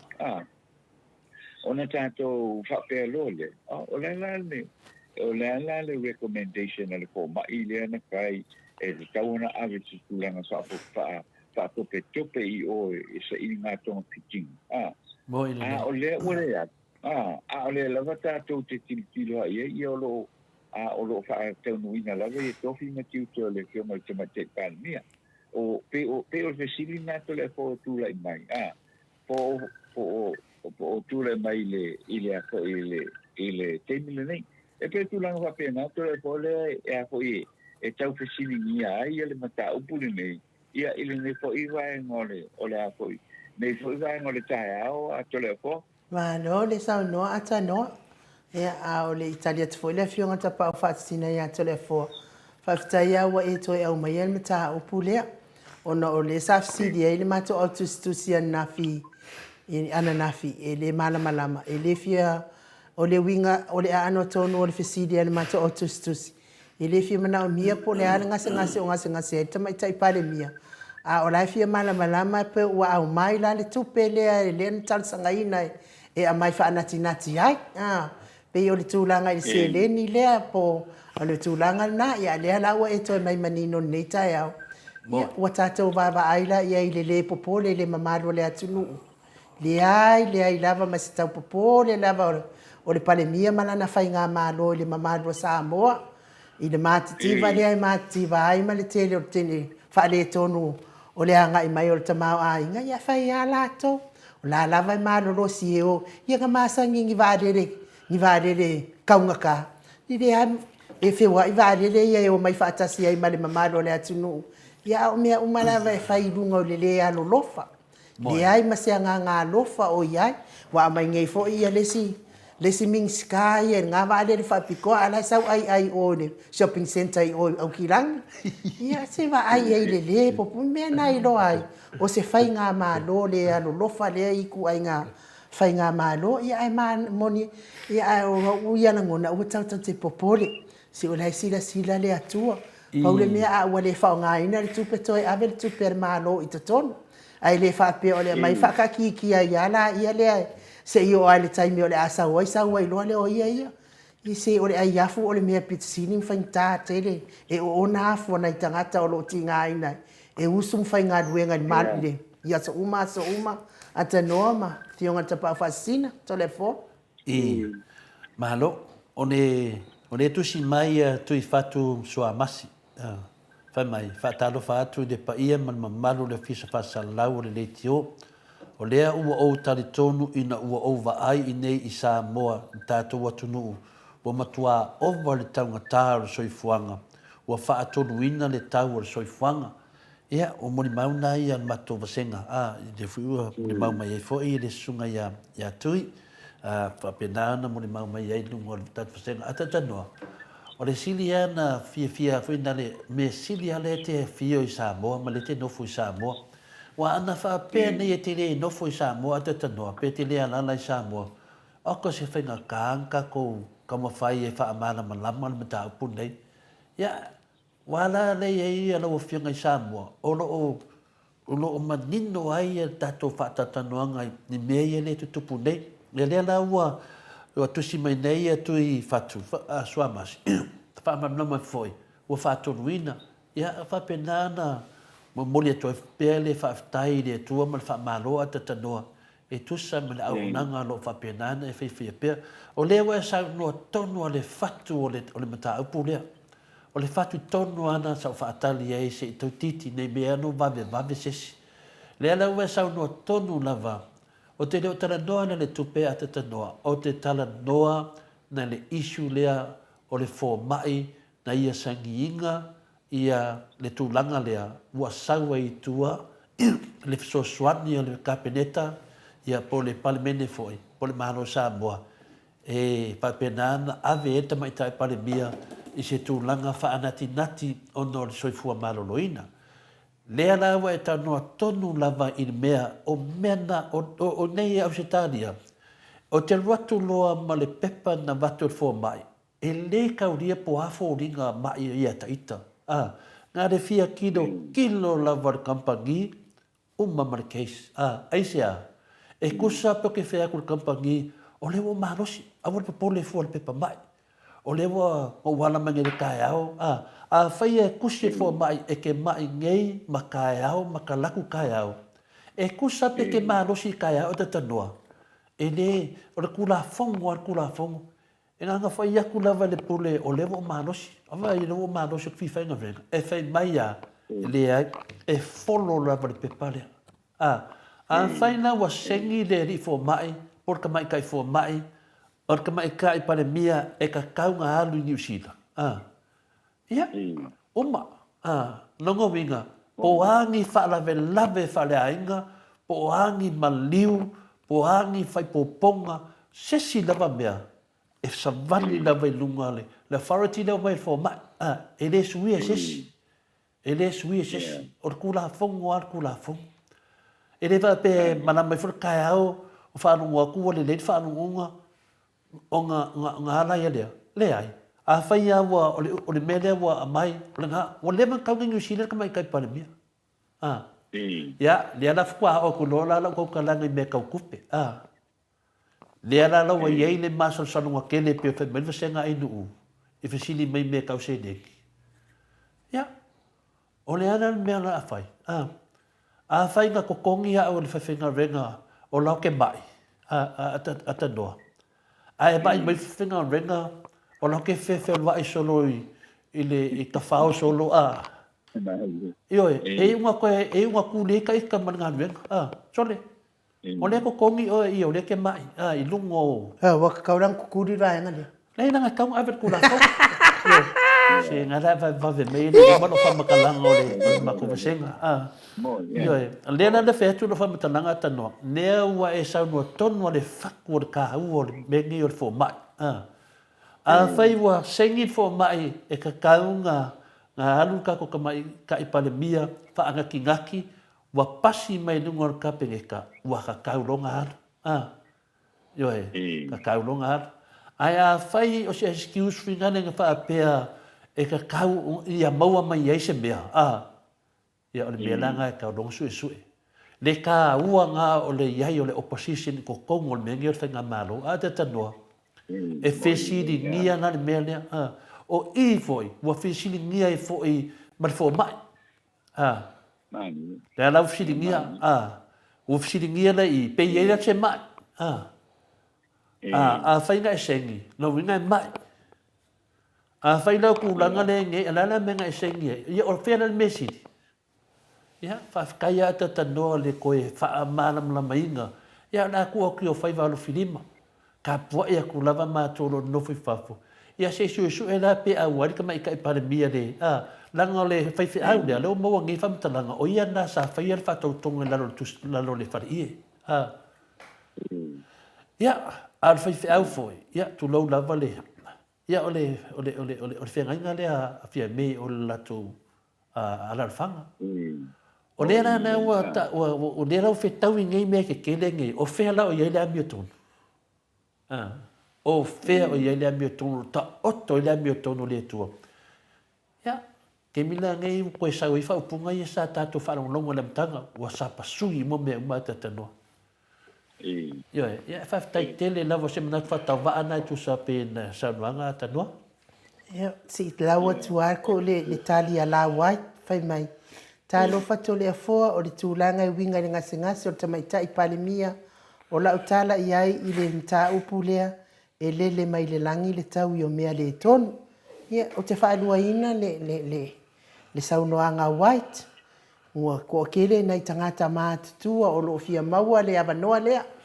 E au mai ei o la tau ngase manai a inga.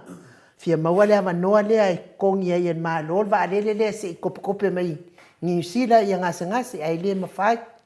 Ona isea e le ingi kupe al malo ia ale tafiri sauno ai nei tangata.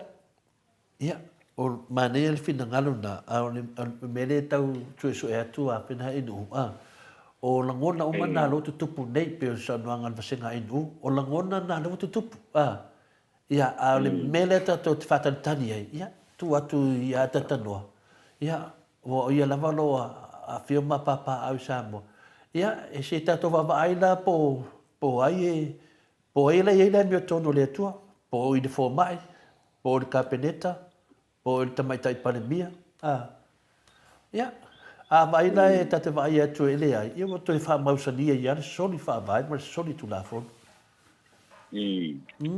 no ia o le isi tu langa ko le tole ko auta to ia ila vai le i mata upulin nei ia o le ia lu ma ko ko ia e le fa penga ko kasi le tangata ko ile anisa ia me fa pe nei o fo ma i o malava o lo iai e iai foi mala to fa tua awa le process na fa o e iai le team foi le ale matanga venga so ko malo loina e a fia ia le CEO pe a fia ia le CEO o le matanga venga e la mai si forma mai si forma o la tona e sei mi fatasi mai le pepa lea pe amana o mia ia e malanga fa ko sei si le mana o mia ia se va le ho le mole anwa nga i o i se punu o fa ia tong pitu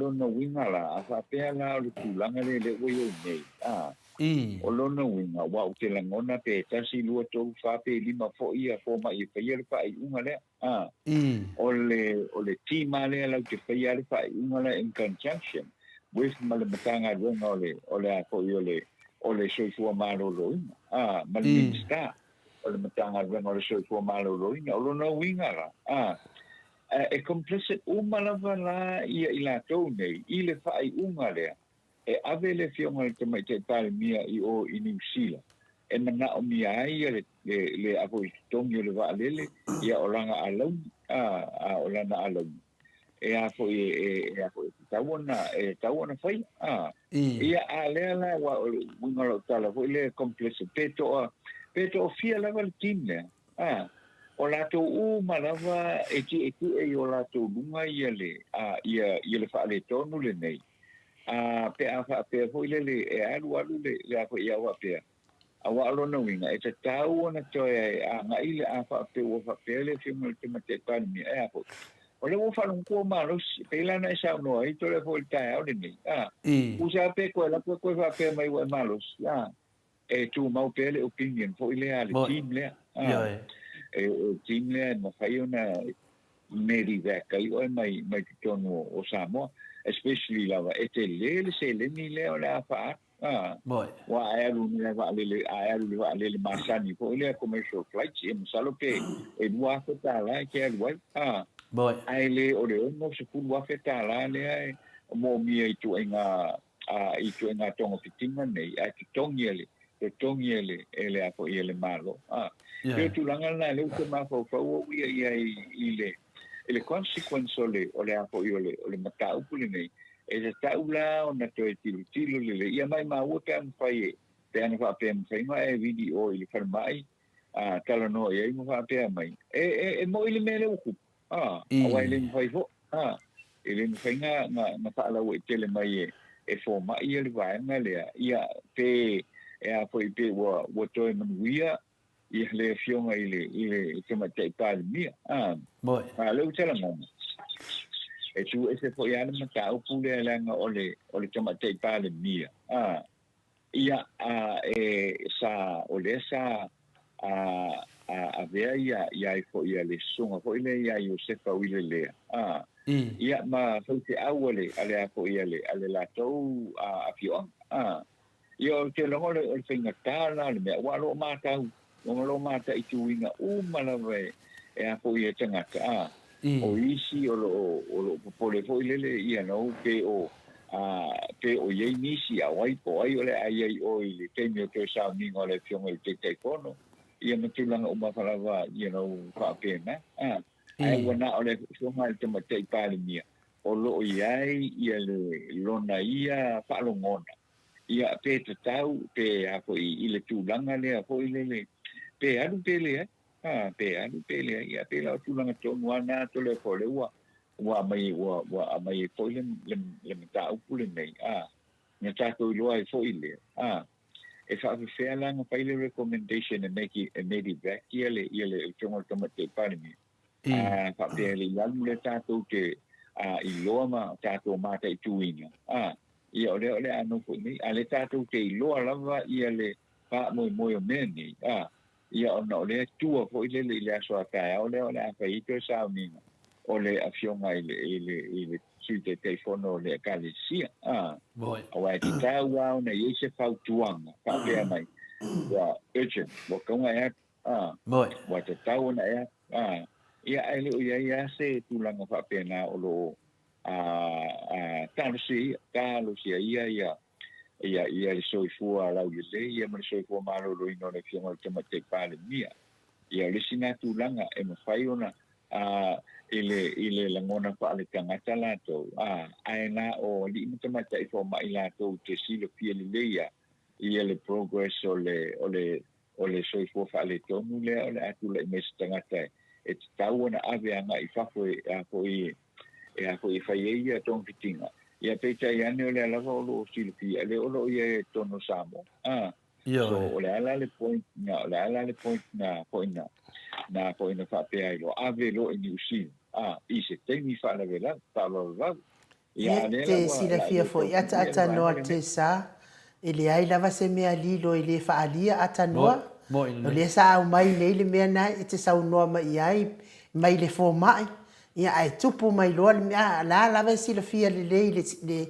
ati le silafa mataulia fo'i atanoa fai mai tusi pa ia o le sila whanga le atua e ati o tatou tatou uma o tatou loto o tatou tutino o mafaufaunga ia vai o yo mafaufaunga o ati e sila whanga le atua ia la sila mai le atua i le tatau na whaonga aina le whakua umanga ruaku le si mingi skale i le kupe whaanga ki ngaki i le tatau a le foi la te alu atu nei pale mia i le tupe whaanati nati ai le tatau ai tupu loa mali mea lea laua fionga le ata noa se i whaai loa mai ia tatou mea pepelo ia e whai nei ia e whaala atua laua fionga le ata noa o lea nai whai mai ia muli ufi sala noa tau mawhai ia o tau e whai titia le vevesi o le atunu tau mawhai e whaafealo fani mai mau tau mawhai ngana i alo i taalonga i le lalolangi ai le iloa mai le ngasu le e kupu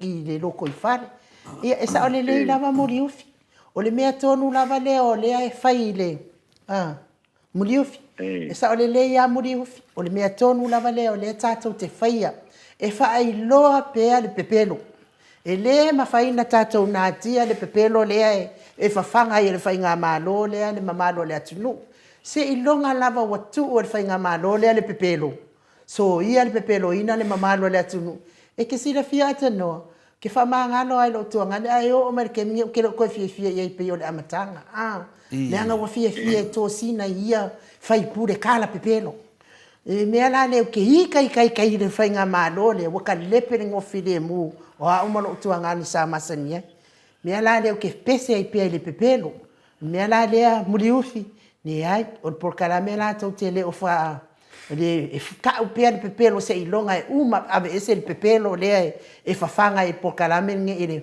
fa nga malo nge malo manga pa anga kala pepelo malo le tunu afta no to fa wa la saunoanga fa malulu atu wa la fa ia le anga po i o tatou ia le tatou sa o tonga e wha le tatou mana wa ai e mana i wa e li fa pe i se tua o i fo i le o le whaaringa o fina ngalo i mata upu wha pe nei ai pa wa le mele o lo tuli o le mea moni ma le mea wha maoni o le mea moni ma le mea wha maoni fo i le a waile mwhia o na tātou no foi pea whapea.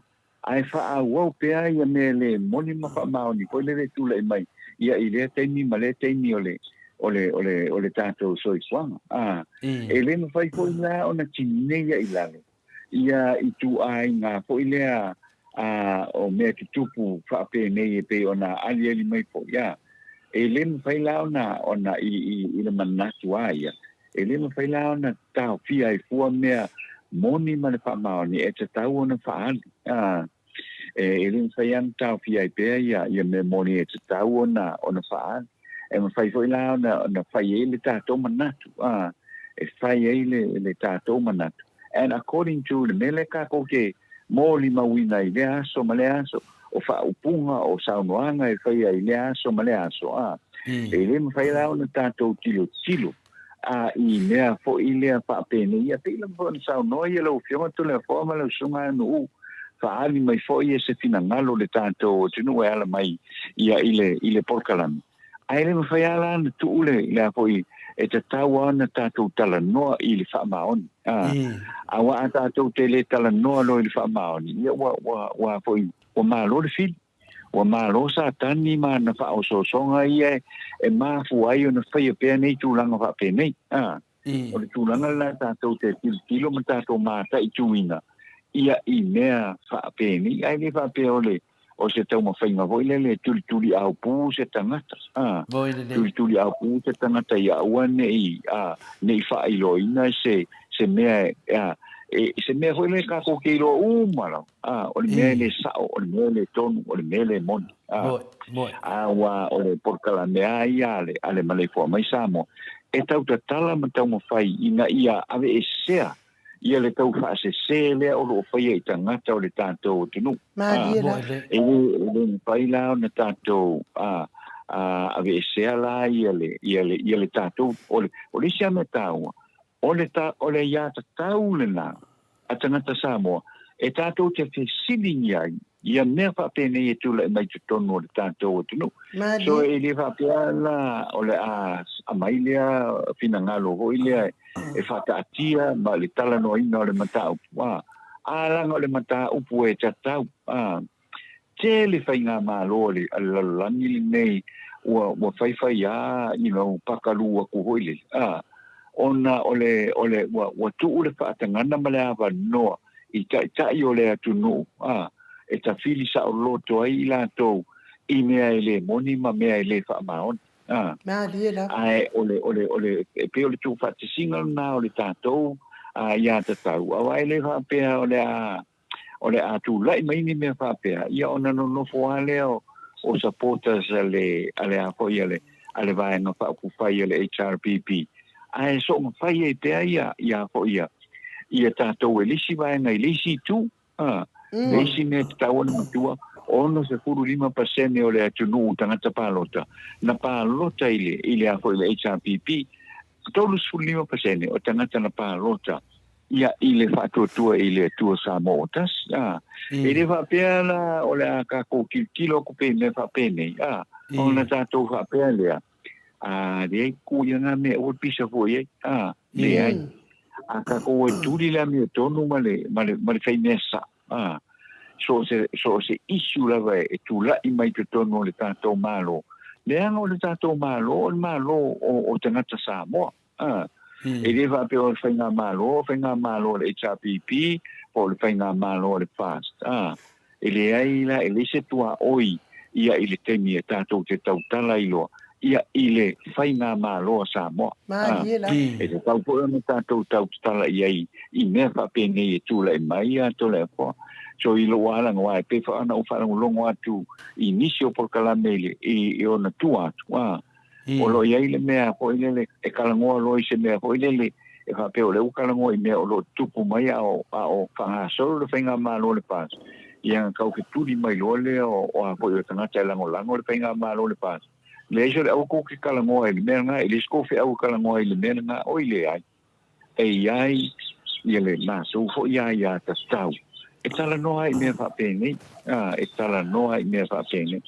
Saua ina tau atu I la tō o lo tau mawhai e tau pia, ia le aiata tau o leisi tangata. O le aiata tau o leisi fo tangata o lo tātou o tāu o tangata Samoa. A whaapea e foi o le tātou manatu e tau ana whaali le mea moni, le mea sa. Yeah, we are committed to that. Ai o le mea na le hoi le whai e kau whai rosinga mea hoi le e kau kua I ai le si vaenga ia ona o tuli oso mai lo le whapea mai o lea. I paua le mea ta ua ia ile porkalame o le tūlanga lea. Whaali le mea moni. Awa whaali le mea moni ia ona e tō whalo le ili pō. Le ei maso whale tō. Te malo lo le po I te me fatuta I ai lo pinangalo I le aso ma le aso pe atala no ala I le whamaoni o le tua o la whelange mea o le e te whai kau al kuspa I ala e ta umai ei e wha whianga ta umai fo le kuspa I pe whai kau e so ma o la e whenei e tau sia I le upomoni o le whamaoni Ia, ai le mawhaila tau sia ka le tātou le tau te tala iai. Ma whaali e o tātou mana. O tātou o tangata no o Samoa. O lo whaamanino mai le tūla whono le tātou o tino. E mawhaia o na e tau tala ma whaali lo pina ngalo. I so se mata upu e tūla e mai te tono o o tono o Samoa.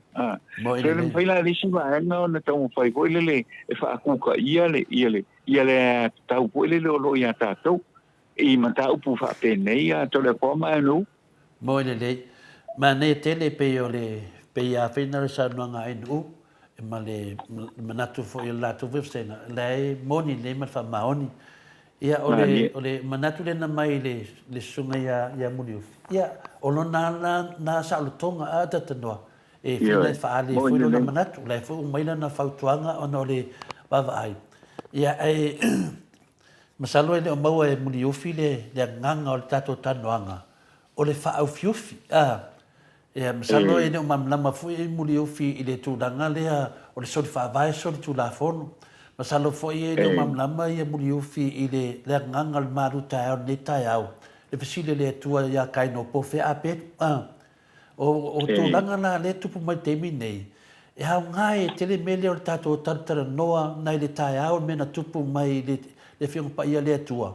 Le lawa o mai temi nei. Le u fasile le tua. Fia me, o le ane me wale anu ai oi i New Zealand e tusa ai mo le wa uma na whasara lau i tangata Samoa uma lava ai meise tangata o lo tongi la fonga e te alu i New Zealand. Le ane me o le whasili na le pe atu sisi tu pe whatu stusan maru taia. O le ane me wale anu ai. O le ane me wale ustai i fo mai. A le ane me na anu i fo mai. Nongo winga na ere vai fo mai e kele mai. Nongo winga na fa maungia mangai e kele mai. Wal mena ia tata noa. E ka kaunga ave nanga o ole le tunu. Ma o se lengi le tunu. A fai wa mai se lengi tu le tunu. E iai le ai atatau e fesili ai. E iai le ai atatau e fesili tangata. I le soi fua maloloina ta mai tai palemia. Langa le se palemia se palemia le tunu. Yeah. O le pane mia tātou uma. E ka kau pui longa soifua maroloinga. Lea na wa iei nei. E toi fo ia na matanga. O le mele sau noa ia muri ufi. Ia olo na ia na manatu. La e le whapea fo i te whaaleanga le manatu o le sunga ia muri ufi. Whaptai lava la fo i maua le sau tonga e whaani mai fo ino na ngona. O le mele tam whai tātou. Au o le whaufi ufi. Au le whaafiofi nanga o lea e kaunga kāre soifuanga. O le nganga le ne tai au pe o le finale maru o tai au ana nafia tata noa. O le o te loto i le alofa ai le o le taulanga. O le alofa le me siti ta ua. Ia, whai o le alofa. Ia, tauna haru le lei e nanga le tapo ia na ia e le atunu. Whai na o le nofo ai tupu mai ni pe fea. O hai le tua ia. Ia, o lea lavu tatu e fo ia nunga le mtanga e wha marurua te fo i sunga ia muri ufi o ta wana no sua whai i le tatu tata noanga. Aua le wha au ufi. Whai le mea sa o mani mea mea tonu. O nana lena fasili ai le tatu maru tai au. O fea o ia ia aperu. A whai mai kaino o au se leo po lo uso. Longo vingo, o au se leo lo uso. Longo vingo lea. O le mea na le tupu. Ala si le fia le tuan mele tupu. Whaina wa sengi fo mai ma tunanga wha pena e sau noa, pena lea atata noa. Ma a mai e tua le whaupunga lea o le e whanati le avenga o te maitai palemia pena le i New Zealand. Lea lea no fasile tu lau fionga atata noa. O fea i te maitai palemia. Lea na tani mai ia o lea maitai watu o lea wa i New Zealand. Ia, ai ke inga lisi aso.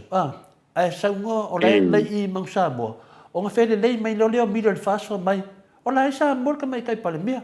Ia lea lau mai o lea tani mai. La mo lea ro te mai tai palemia. Ia o mai le e feisi le tā ua o le mafuanga o lea ro te mai tai palemia. O lea e sili e na ia mea whale ainga. Po mea whale pāki. Po mea ia nai lo le sengi e fo mai. E ka kaunga e atu. Te mana tua le sau noatu le epa le. Te le tato whatatanonga por tolu vai aso tanu ai. Lea na wona fo mai le fionga le teitai siri. Ni no vesili e fo i tūlanga ia. A whai mai. Na ore te mena tale nana tusi i tutuila. Nana tusi. Nana tusi lea o le pandemia. Ia, whai mai sito e na. Ia, te mi whina o iei fia me le lato. Lailele. Ia, o le fionga ia fia me na anu e whatau nuu le talanga tusi. Ai halu a sito e inga langa o lea. O le wa mai fo mai.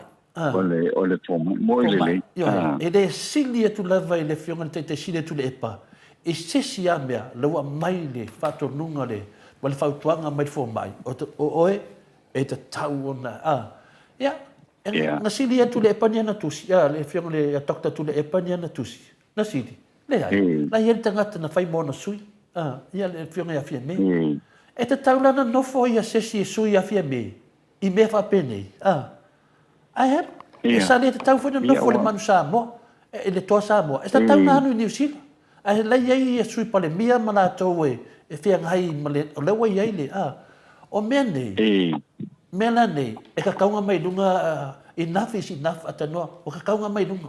O e mga kona ko a sori whawai, ngā ruaru e pe whapenga. Sori le ai sori. E wha mga kua sori whawai, ngā o whiere ngā arara ai sori lava, pe e soangi ngā atanoa, whawkai kele mo le mai ngore mga upu. Yeah. Yeah, mano whawtai e tono le wau. Wa whatala no ina po i ele mata pua. Because it is a concern. Ia te ula tō hoi lele lo tilo iai hoi lele mata po whapene. Awa le au te mafo whau au ia. Le ata tō te tatalo ia lo whangia ele atua. Ia le whai ngā mā lo le tātou o tino. O le tātou o ulawa la tatalo. O le ia lo whangia ele atua. Ia whai ngā mā lo le tātou o tino. O la tō umalawa, o le tangata o lo langolangoina ia le, o whaipule o lo langolangoina ia le whaatua i le atua Samoa tas. Ia ma whaipule o lo langolangoina ia le vaenga whaupufai. Ia ale apo, ia le HRPP, ia o tātou mana tunatunga, ia lo whangia e le atua, ia le la tō fo inga aruenga. O le tau mo whainga tele lea ina ia whaangaio ia, ile tonu e tau ai ia upo fai o le tātou o tunu. Ia tu lai mai la mea whapea o na tātou whapea lea ia whawhetai. Wa maua te awa noa e malanga ai le pionga i te mai tei pāle mia o le atua toa o le apo i o le malosi. Ia apo e langona i loa la le tūlanga ho i le wa umona papea mai tala wa umona ona fa ma nia ia le malanga ale la o ile temi what tauna ia ona le la ia e moi e fa ta u fo ia tatou ia fa la lave tu tono tatou nu i o tatou ainga ia o le tatou tino mo le pingo le mai te pale mia ia e te tau a po iona whaai loa ina o loo muli ta ia le wha maoni o le atua o loo muli ta ia le mea o loo mana mia e le atua ia wai vā vea ka o kako sele o mako o le kong ke siango o mato tangata wai e fisili nis tangata to le po e te ilo le atua pe te silo fia le lei le tua, te tari tonu i le lopa malanga le lei o le tua. O le tari vavea, io e moni, o a umukwai o kari kongwa. E se la le tari tonu i la uai, e se la le whata unu wina o le lou tari tonunga. O le whata unu wina o lou tari tonunga i mea whapene. Ia peo se, tu e whapopo atu na to le apo i le mata upule nei. Wa e sa kako vai mai, kako ke alo lofa i le akua. O mea tātou te whaia, e matua i loa i lawa i ngā soli, i le ai ma se alofa i le koa i lau mele whai. E pe o le tūlanga le nā hoi le nā le tue whao popo i le tātou matau kua pe o na talano i ngā i le nei tae au. E o le tūlanga le nā whai le wha maoni le atua. I lo whai la manatu, e te tau ai fō mai e whai e whai unga meri vakia le fionga le tamai tai pāle mia. Ia ona paisa la tau wha matalanga. I le tūlanga lea po i le pēmā hua i sea. Pēmā hua i sea. Wa tu sa unoa la vai ia le fionga le tamai tai pāle mia. Wa le silo fia le tamai tai pāle mia. Le me olo tup. Na o li ma tamai tai fōma. Ia fōma i o le mtanga venga. E te tau ala o la tau ono le il tātou tu la pono hoi lea. E le whaatanga ina le melea o lo tilo pe te tangtanga i foi. Ia i whaamaunga whaale soifua malolo ina. O lea tangata ma lea tangata. O le mea ngai restricted ai le tātou tala noa i mea whaapene. Pe sa o le whaai unga. E awele te mai ta i New Zealand. Apo ia unga. Ia lango nena tātou te le privi i tūlanga whapena. Tole po, e pe o le manatu le nā po i le leile. I le vaenga le utula i mai i le apo i te mile nei. Mō le whaawo wina o le malanga le tamai kai pāle mi, a pēle ai fo. Pēle ai fo. Mana ia le manatu nā le la uma le tanuanga manatu lea. Ata tanua wale fo ia ile po kalame mo le professor afualo le astonai. Ia na tisili fo le whiunga te sili ia Dr. Tule Epai le susa. Ia ma le hero ia le pule. Wa mata upu lea, mata upu nei te tau ana ave le tula fono. Wa mele ia nei e fina le teita. A fai fina le wa le sao. Wa fa pea fina le. Ia e te tauna to e announce mai lunga a mai o mea masani na me kiria pa pea o lewa to e whaia le susuenga ia o lo okay ia fa lave na e le se mea na pa wale mea lewa e le teimi nei wa e le mawhai fo ia li fo mai wa matoria mene fo mai el matoa whainga tā la wale fo mai o na whai se pepa mai se tangata ai le o mai so se fo mai lava e lema fai ata noana e lakunga e fai fo mai o e nga e mai so pepa mai langa e lema fai e ke la kola ku mai lunga le no te fo mai e lema fai kusa e makua i mangu at fo mai longa lai senge i lunga lai senge malunga kan ko inga o ia le ngafa male soifua ola o tangata al mano o le fo mai la le fa tu tonu ai le fa matalanga fai wa mai le fo mai le longo vinga e le ke fai le mena asia le sa fai so ia so enga longo vinga o lawa ia le me a fai lai ele ai longo vinga who knows e longa fai ni so enga o le na o le ka u o le mena e fo ile mi kongo ka ko fo mai na finga le ta norte sa e fo i po fai le la kunga venga ia le ta vai le miskane ave fanga ngaki ia o ke le fika o kala ioi la vai ku miskane ave fanga ngaki so e ka kalo ku le ku ngoli ia la happy life o le mena le let fetu le famtalanga ile ka mai kai palemia le ai atano o ke le ku mamainga langa o ke fefe la me kongo le ku e ka kauanga fa malam nama le melea langa le oi le ku le ka ya ka le ngos fu wafe ali di uno ngese la wafe sa bota la o se kupe le va o me ya media o kana kala pepelo so ia ko ke fa fiufia ia bea fa solikula fongo o le me mongia ia nga mia le tunu se tari atano mana mia le tunu ia ko aku lava la wafionga molisho tato mafkanga foi wa mai se tari por ale sa o le mele o tupu nei mo fa funga le maro sa mo to tari atu le atano ma fa lava malo fa sai no le sa a tatuanga i le se tatu mata o le fo wa origina mata o foi le te mana o ia ui e ao pe ona tanga ia ile fionga te mai te pa mia mana na kapeneta ile mama patu le venga le ui nei mo tanga tau sia kato o tunu wa e a po i ole tulanga le tomata o le soifuanga le ui nei te leo tangata o te tala no i Samoa. O makua le fia la le tomata o le soifuanga le ia nei.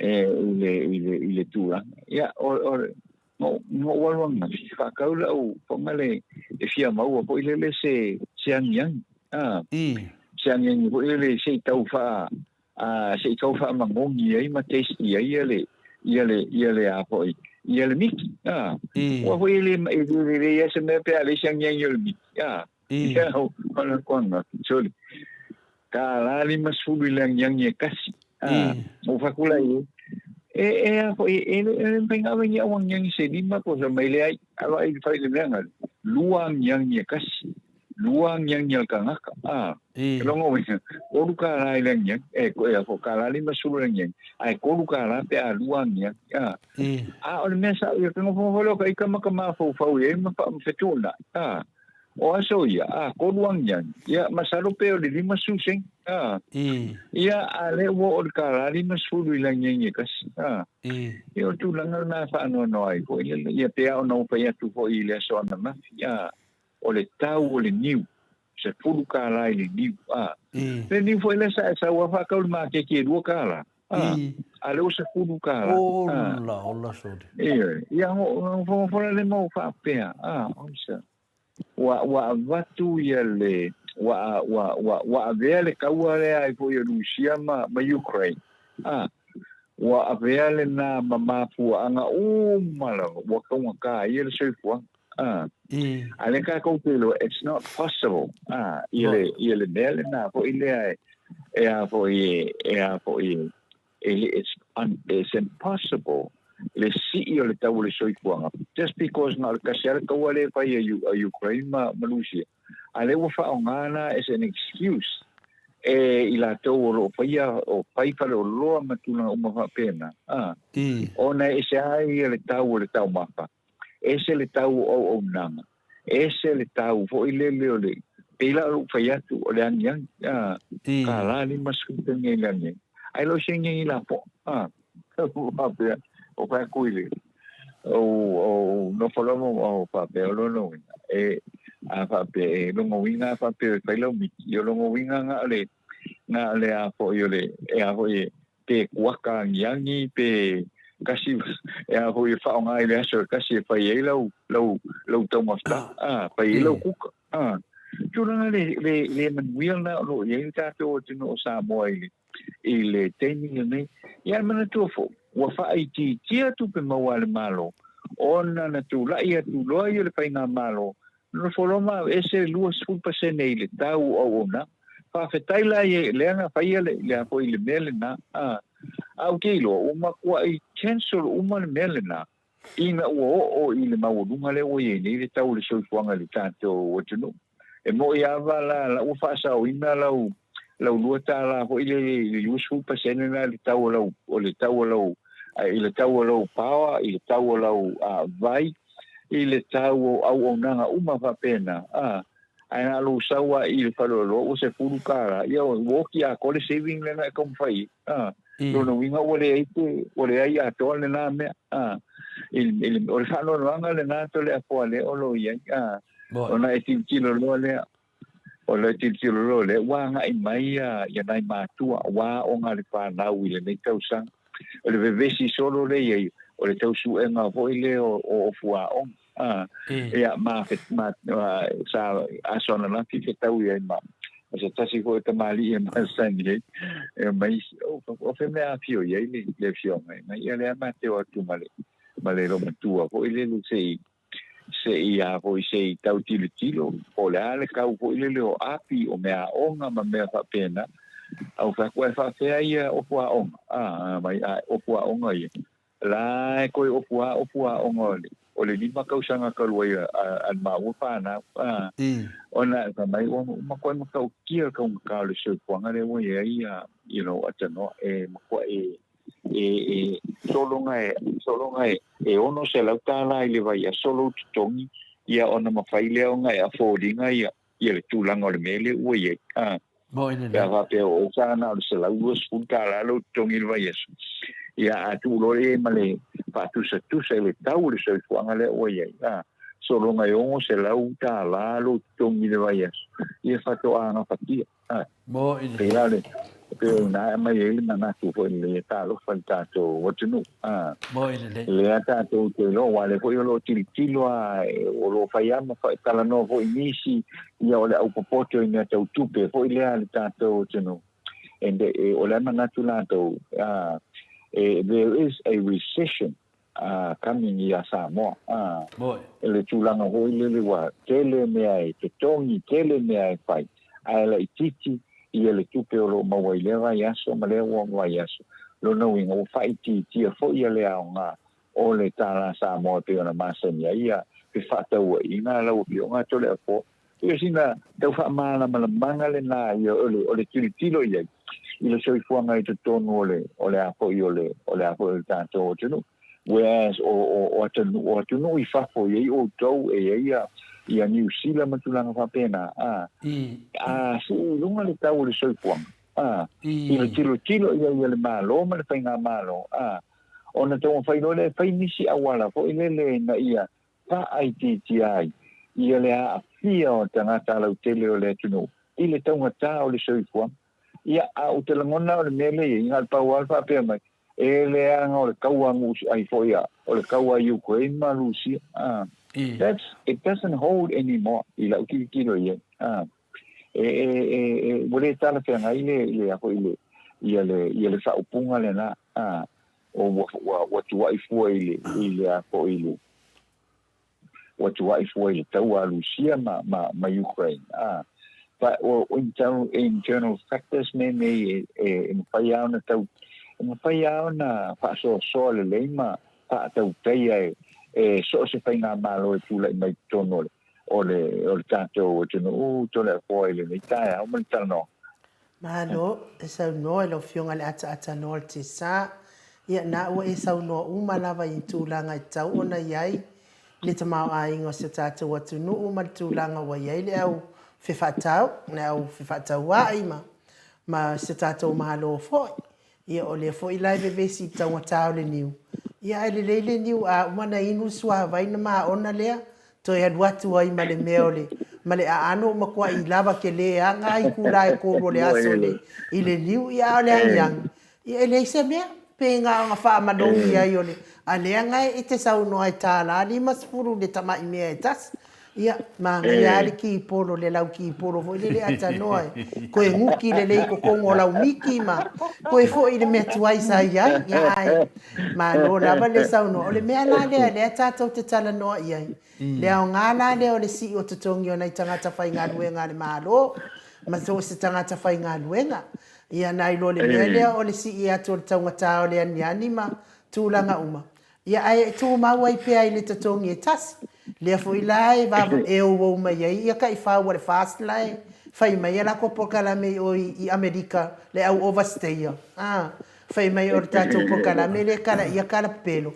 Ia. O so se malo lava I se meleanga mo me o kanga ka overstayer e la ko kele o fai ngā ruenga le lei la ko ke lo ai le alu alu ngai lu mar ka kama le alu ngai lalo o ka ngofi ia fai mai so se malo lava o tau ngata ona o tau ale tau no mai ai to le fo o le ngatai e le na Samoa o le lalolangi ato ia o me na lalolangi le le tama a inga ma pota tangata la tau te fuafua ina lo fatama a inga o sa o la te watu nu awane o pu ia o le ala le poko e mawa mai ia wa le si ming sky I le va le ka waka ia aru ka fa ko sa ungi ma le pare mi le si fo I va le ka waka o le ala le ka ma ai nga o le aputi pe awe ko ki fo sa se ming sika fa pe la oki se ava ku fa o la mangusila o le ala le me o le ama wa sa mo ala o fionga le ata no a ola lava e o lava I tutongi tuai, tutongi masani ai.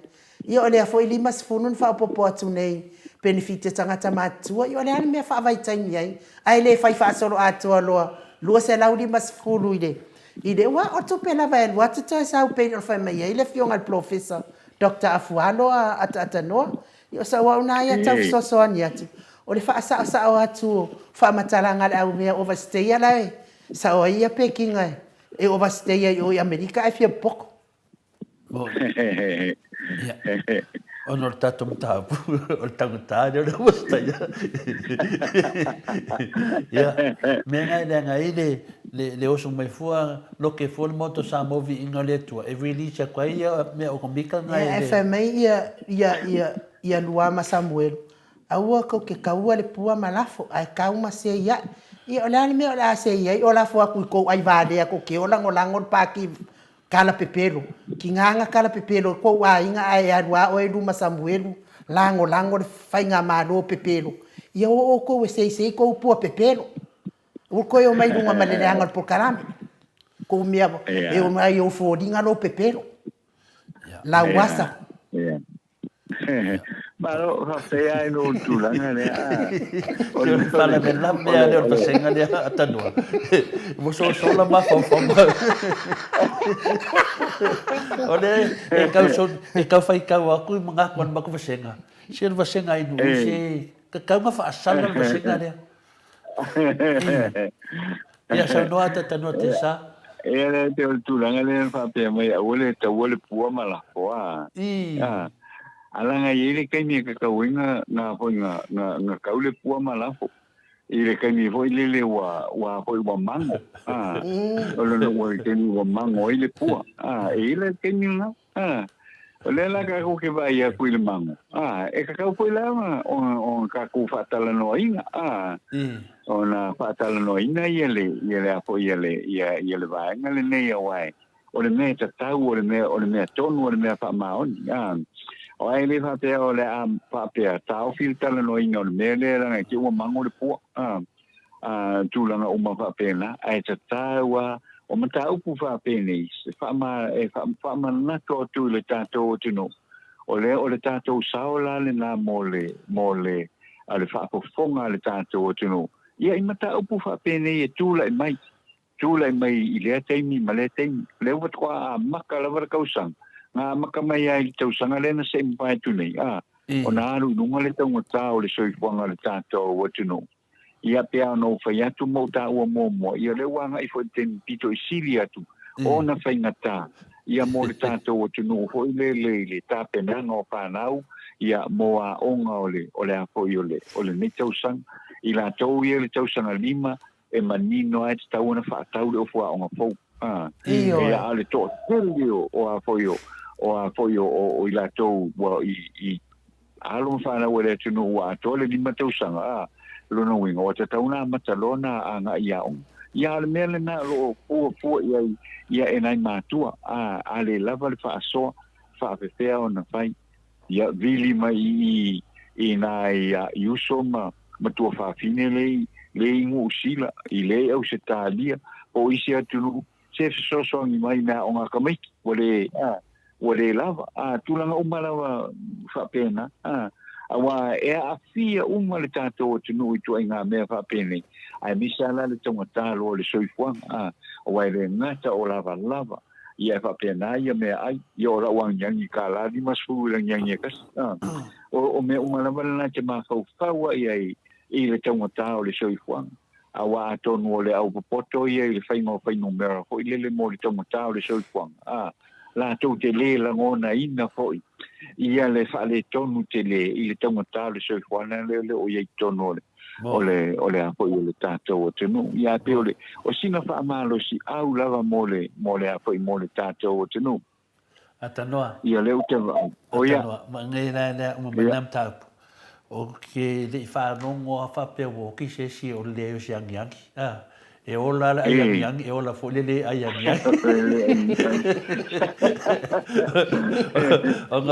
ongo ka ko wa keren makanga ngo kanga ka keri fa no fa mai ia o to fa e wa ave ia la to soifua ongo shoki la nyangi se awale sia nyangi le sia nyangi ka dia nga me kina ase ko fo ia ko fa kalanga io i frangarki por se ko fo ko fa kalanga ko mele o ka soifua on me mongia tatanoa masalo le upule fa mai kaule pua masei o le faupunga sa o ka kaunga fai le i Samoa le kango mo ai le pua kango mo ai le pua ai a le pua okay ia ngai kango le fai mai kango le fai ne me fai ka ma fale pua pe mengi pua se la ku ngoro fufonga ai kango le ka mafa fai so sua pua o mano fai ngai sa le mai no le TV okay ia ka so fanga le menga ko fa fo ia ku lava ia fai na me ka le pua ma sei ia ka mo e ka mafa mo pe fai nga ka mo se pua me ka mafa malonga ka mafa nga ka lo le sei mai ia look at me vai ya an melenga mo sa mo finga le pe fa ka la fonga ia nga ka dia ku le moto sa mo vi ino le tua ale fai se video ka mafa ipua ai no na mangia ina sa lo fai mai finga le io o le si sui le ngoia ro fangia vai fale mo fai ma fa so e sai no ngon mako kuskus e fai mai ia awo ko ki kau fale anga awo foi fale we singa e fiona pa ia le kua e kusa o le fiona pa ia le kua no ngominga mga ko se fa winga nga ka kusir kus pa ia ale mako le ia me fai ai o ngai ka sori ayon me kongu le sa le fiona ka sini ka ko kan vai se fa mo le amai ngol ko kala me mai ko ma fo fa e fa ve ko fa mai e fa vinga se o vinga se i sa nga ku sa o nga fisi me le ko ya kaino o fe no me mga ko se so O ai ni le fionga pa ia le kua ni kusa le ko fia ku le kua se o saunganga ngai fai. Ole makua le ai o ngi mafo fau ngi kanga ka ta noa. Ai ma ngai foi lo kong fa maui alo fangia vai fale. Se asa dunga to kala me ma mai lo mafo fau. Fa no no le fionga pa ia le kua. O upu ia kau kala i tole fua e ringi fali li unga o upu sa o me le fionga pa ia le tua. La nang bisili le tua ia kai no po fe ia pe fa mai kai no o se leo lo uso. Mena le ado fangia vai fale. Ava pe o se tina po se tama. Se sa po kala me ma mai lo mafo fau. Menga mo umieri le pisa i le. Ole ave fa aisa. Ya, a faisa fa nga pe. Ata noa i se stato mata upu. Ya mano fa tai le wo ma tu ya ta pu nei tai au tu sai sai ma ta to po plan de wa Te tasi media, te tasi sina media. Ata tanoa. Ore kupu ale le vesi nei me o kaun kan soi fuanga. Ongo folanga fai mai make o mai no ku ilano le kau soi fuanga. Make o mai loa, make pale mai loa, o le apa lea, malea. Ana wo pale mai ngai, sole, wo mai si i lunga. Wa si i lunga fa akoru winga le kau soi fuanga, o le menga makupai le pisa, o le whainga folfonanga pepelo, lua. O ko kongi, me le fe meile suile me Amerika fa mai, vai Amerika wa kau ka soi fuanga, sole. Se kako feola mea kau ka soi fuanga, o le mea e le o parengi soi fuanga. O le soi fuanga ka kaunga iai, a si i kau o loa, whaingi kaua, si i foi lunga i kukongi o kangaka. I e whekau i le lei, a ngā o Samoa le kungu karunga ku mai le kako pāki o le fast. Wa si i whaakoru lunga le korsful pasenge o mea. Ai le ai ma se mange e lunga o whingane. Koe o mai ka hao whingane venga whawai keimi pe kamu whai ka hao whingane venga whawai keimi ata noa. Wa whela iei le ka mai e wa ai e le kungu. Le ai ma se ka mai ata tanoa. Fa pe fi kai ma e ko e ai me se ka mai o ia ne mo manga fai e finga le kuila epa na fai e tokta tu le epa le ai kia a ka ka so i fuanga e nga bakule le me finga le control board e finga le e au vai e se fa lo si i lunga pe a i ku kusa ka ai a fa pe wa maule ku wa kere le ia nga ka kala la ia le la ku fa lo e fai finga le a ka fa ka vanga o menga e finga ana mera wengi sole o ma kwa fu kanga ka tano i lungo le afu lungo le aku wan menga e mangai ai sole se o ko e fai si o pa pe kai ko ke mai do fai ka ko malo pero ku langa ngai ai le ana mai fa ku me le fiona kai si le atu le epa e afe ma afe ai kia e le se ai kia ia fa ma ko ia la piko la o tano fa tai lava Ya malo fa tai le la tato wanga i loi e ai tato telefo le tae ya o telefo le nei tae ia fa pena na awina tulea ia i le lango sua mai le native events ia ma le town area services i vai tele ia ma saleufi ia i le nei fo i tae o tau amtali ho tato por kalame ia mai ole native events and town area services ia o se company ia pangai ia le ele sungo ho ia tu le epa ia mafantua ia kate faolo toi numero de telefoni o le fitu o no valu o valu fa ma le fitu o no fa fitu fa lima o lo fa ngai ia nei foi nisi ele sunga ia tu le epa ma faltua ia kase faolo toi mo le tu foi le fa tai ia ele sunga ia Mitty Edwards ia ma supporters malapa le HRPP ia o lo fa mo tu email pone i au satalia kala le nei tao ua fa mania mai le malo o le ale ai se te wina e toi fai ai le tula pono au tu o le tula pono fa msnonga fa no maswafa ai o le atau mafai e te wina ni baenga te tele o le tula pono le ana la to fa alia a o le fai le pinga palo te tele ia perila i le lua filo tasi na fola ina le baenga pa upu fai le fa tua i le tua Samoa tasi la to te le toi whaongaina lea tūla pono, lea na pasi a te sema o le lua se pulu a te taisa le mawhai, o na lato whalea ongaina lea tūla pono, o na lato te le maua, ia le lua vai tonu o sui o le pāle mene, e sui ai nisi o vaenga te telo le tūla pono, e manatu la tau sa le i te tau o na pāsia, paulawa suinga ua io iai le malo o le suia lea o nisi o whaupunga, e lalo le tūla pono tua ianga i le tūla pono fau,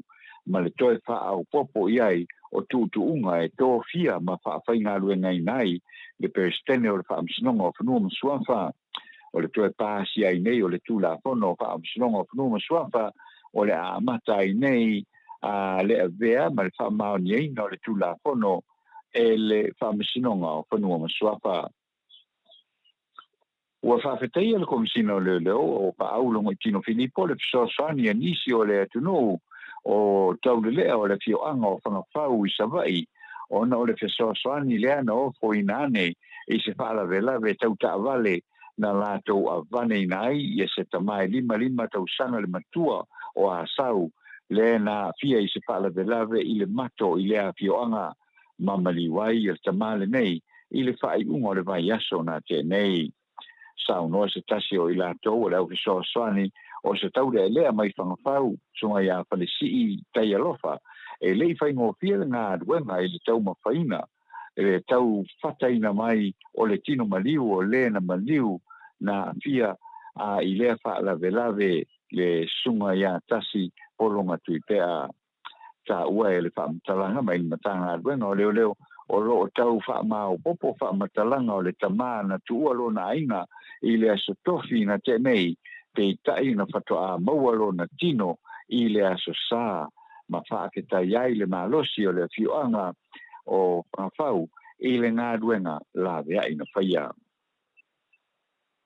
Ua molia nei le matanga aluenga o leo ma whalipui ma leo la toi fuata ina se ri e lua tasi te usanga le matua o loto whanga i sā loto whanga i sā whata i le maliwa i o seisi fo i ali e whawhitu te usanga le matua o le alava fioanga a o whaia se lato inunga ava malosi o le ri le nei e lua tasi te usanga le matua o lo molia e leo i le whasi o tangata whaamoemoina whasi o tangata paivalea ma le whaao manuanga i se tangata o lo tau fia nei lalo le vainga leo le ali le nei e lua sutasi te usanga le matua ua molia se i aulia le aso tolu se fulu o le masina nei o Januari e tūla iai luma o le whaamasinonga.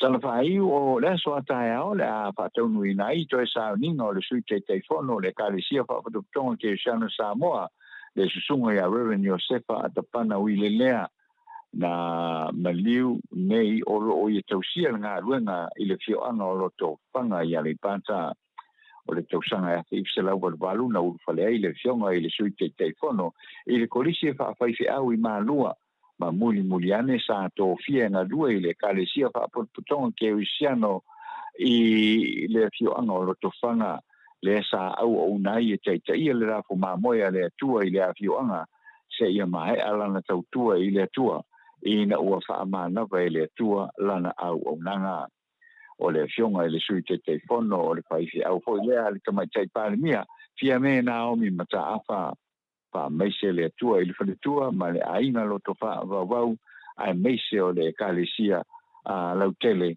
a le kālesia wha potpotonga ke Usiano i Samoa o tala nao le ngei tai au whaftai le whaafonga mai manu te leina i a fuafuanga o le nei aso ia atoa i fwoi maleanga i atu ia i le whai unga o le vai aso ai o le ata maua sesi e tātou whilo inga i le fiafi ia o le aso sā o le vai aso nei ai e manui e fuafuanga le tātou o tunu whaso i fwoi Mano, pa tele la fio e le ata no te sa tu sa matato tala fo le nei tai au o whaafonga fo i le mamalo le atunu au e saunoa wale mai o tala i meo tupu le atupu tau tupu isi o tātou malo whaapelipele o Samoa ia manuia tele la fionga le ata noa te sa mawapea lo soifua malo lo ina ia wale tau tuaino le mamalo le atunu wale ngata i Samoa ia o tue fio le kilope o atu ia le malo sio au nanga le tātou pokalame ma o Samoa vi inga o le atua. Tun fo ia la tātou malolo mo nei aso. Ia ma le aso atai au se ia ulia fo i le asa. Ia on tātou toi wheiloa i fo i le tātou pokalame masani ai. Atanoa ia manuia to e ngol nei aso ma te alo lo fatele atu a mes fo i le malo tātou au tusi. Ia ai fa so i fua ia e vatu le avanoa. Ia e te saunoa mai le malo le tunu mai fa to fa mai ai. Ia pastai lava anu le ni foi tai au ma le tātou maftanga. Ia whaatai atu foi le paia maulunga lo tātou atunu, nai o tātou tamama tina mātutua, ia o le lavelo le tātou atunu, ia i New Zealand, Australia, Amerika, maisi waenga o le nei lalolangi.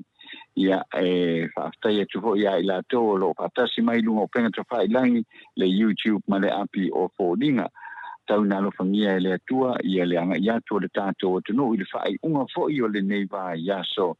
Ia alofa le atua ia pui malu loutou soifua ai o so mātou wola ia o whanga solo pea ia le tātou ngā ruenga e pe ona iai ia i lea whai unga le vai aso ia manea aso e tolu o le vai aso pe ona iai le whai uina i le tai au nei mole ni fo i vai aso ia ai manuia ia ngā ruenga le nei aso ai nuu whapena fo i lau o fionga tole a foa le sunga ia mai kia me lo le tātou tunu ma alo fo ima ma alo mai se upule tau tamani ia i lau fa ponga anga Samoa ia mali tātou porkalame ia e fa pena na fa manuia le atua ia i fofanga uma le tātou tunu ia se i o fo i ina ia tātou feilo ai ia i le afiafi o le aso sa o le nei fo i va ia so ai fa so i fo ia anu ma tole po ma lo sunga mai i fofanga o ma le nei fo ia so pe ona tātou ia ai fa so i fo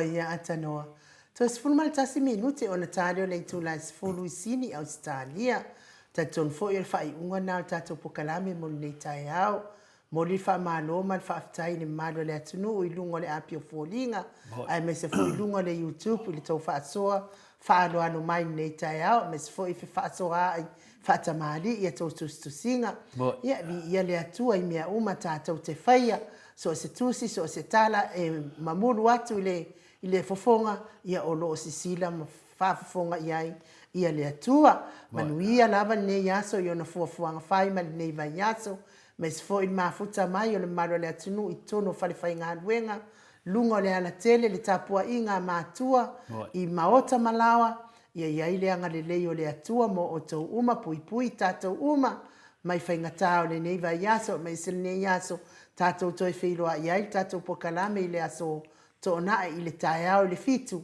pe apule alofa le atua i mori atu iai lo tau soifua maso mātou wola ia ai mo nei taimi fa soifua ia Samoa lo watunu pele mai le maut Samoa vi ingo le atua i sini au setalia.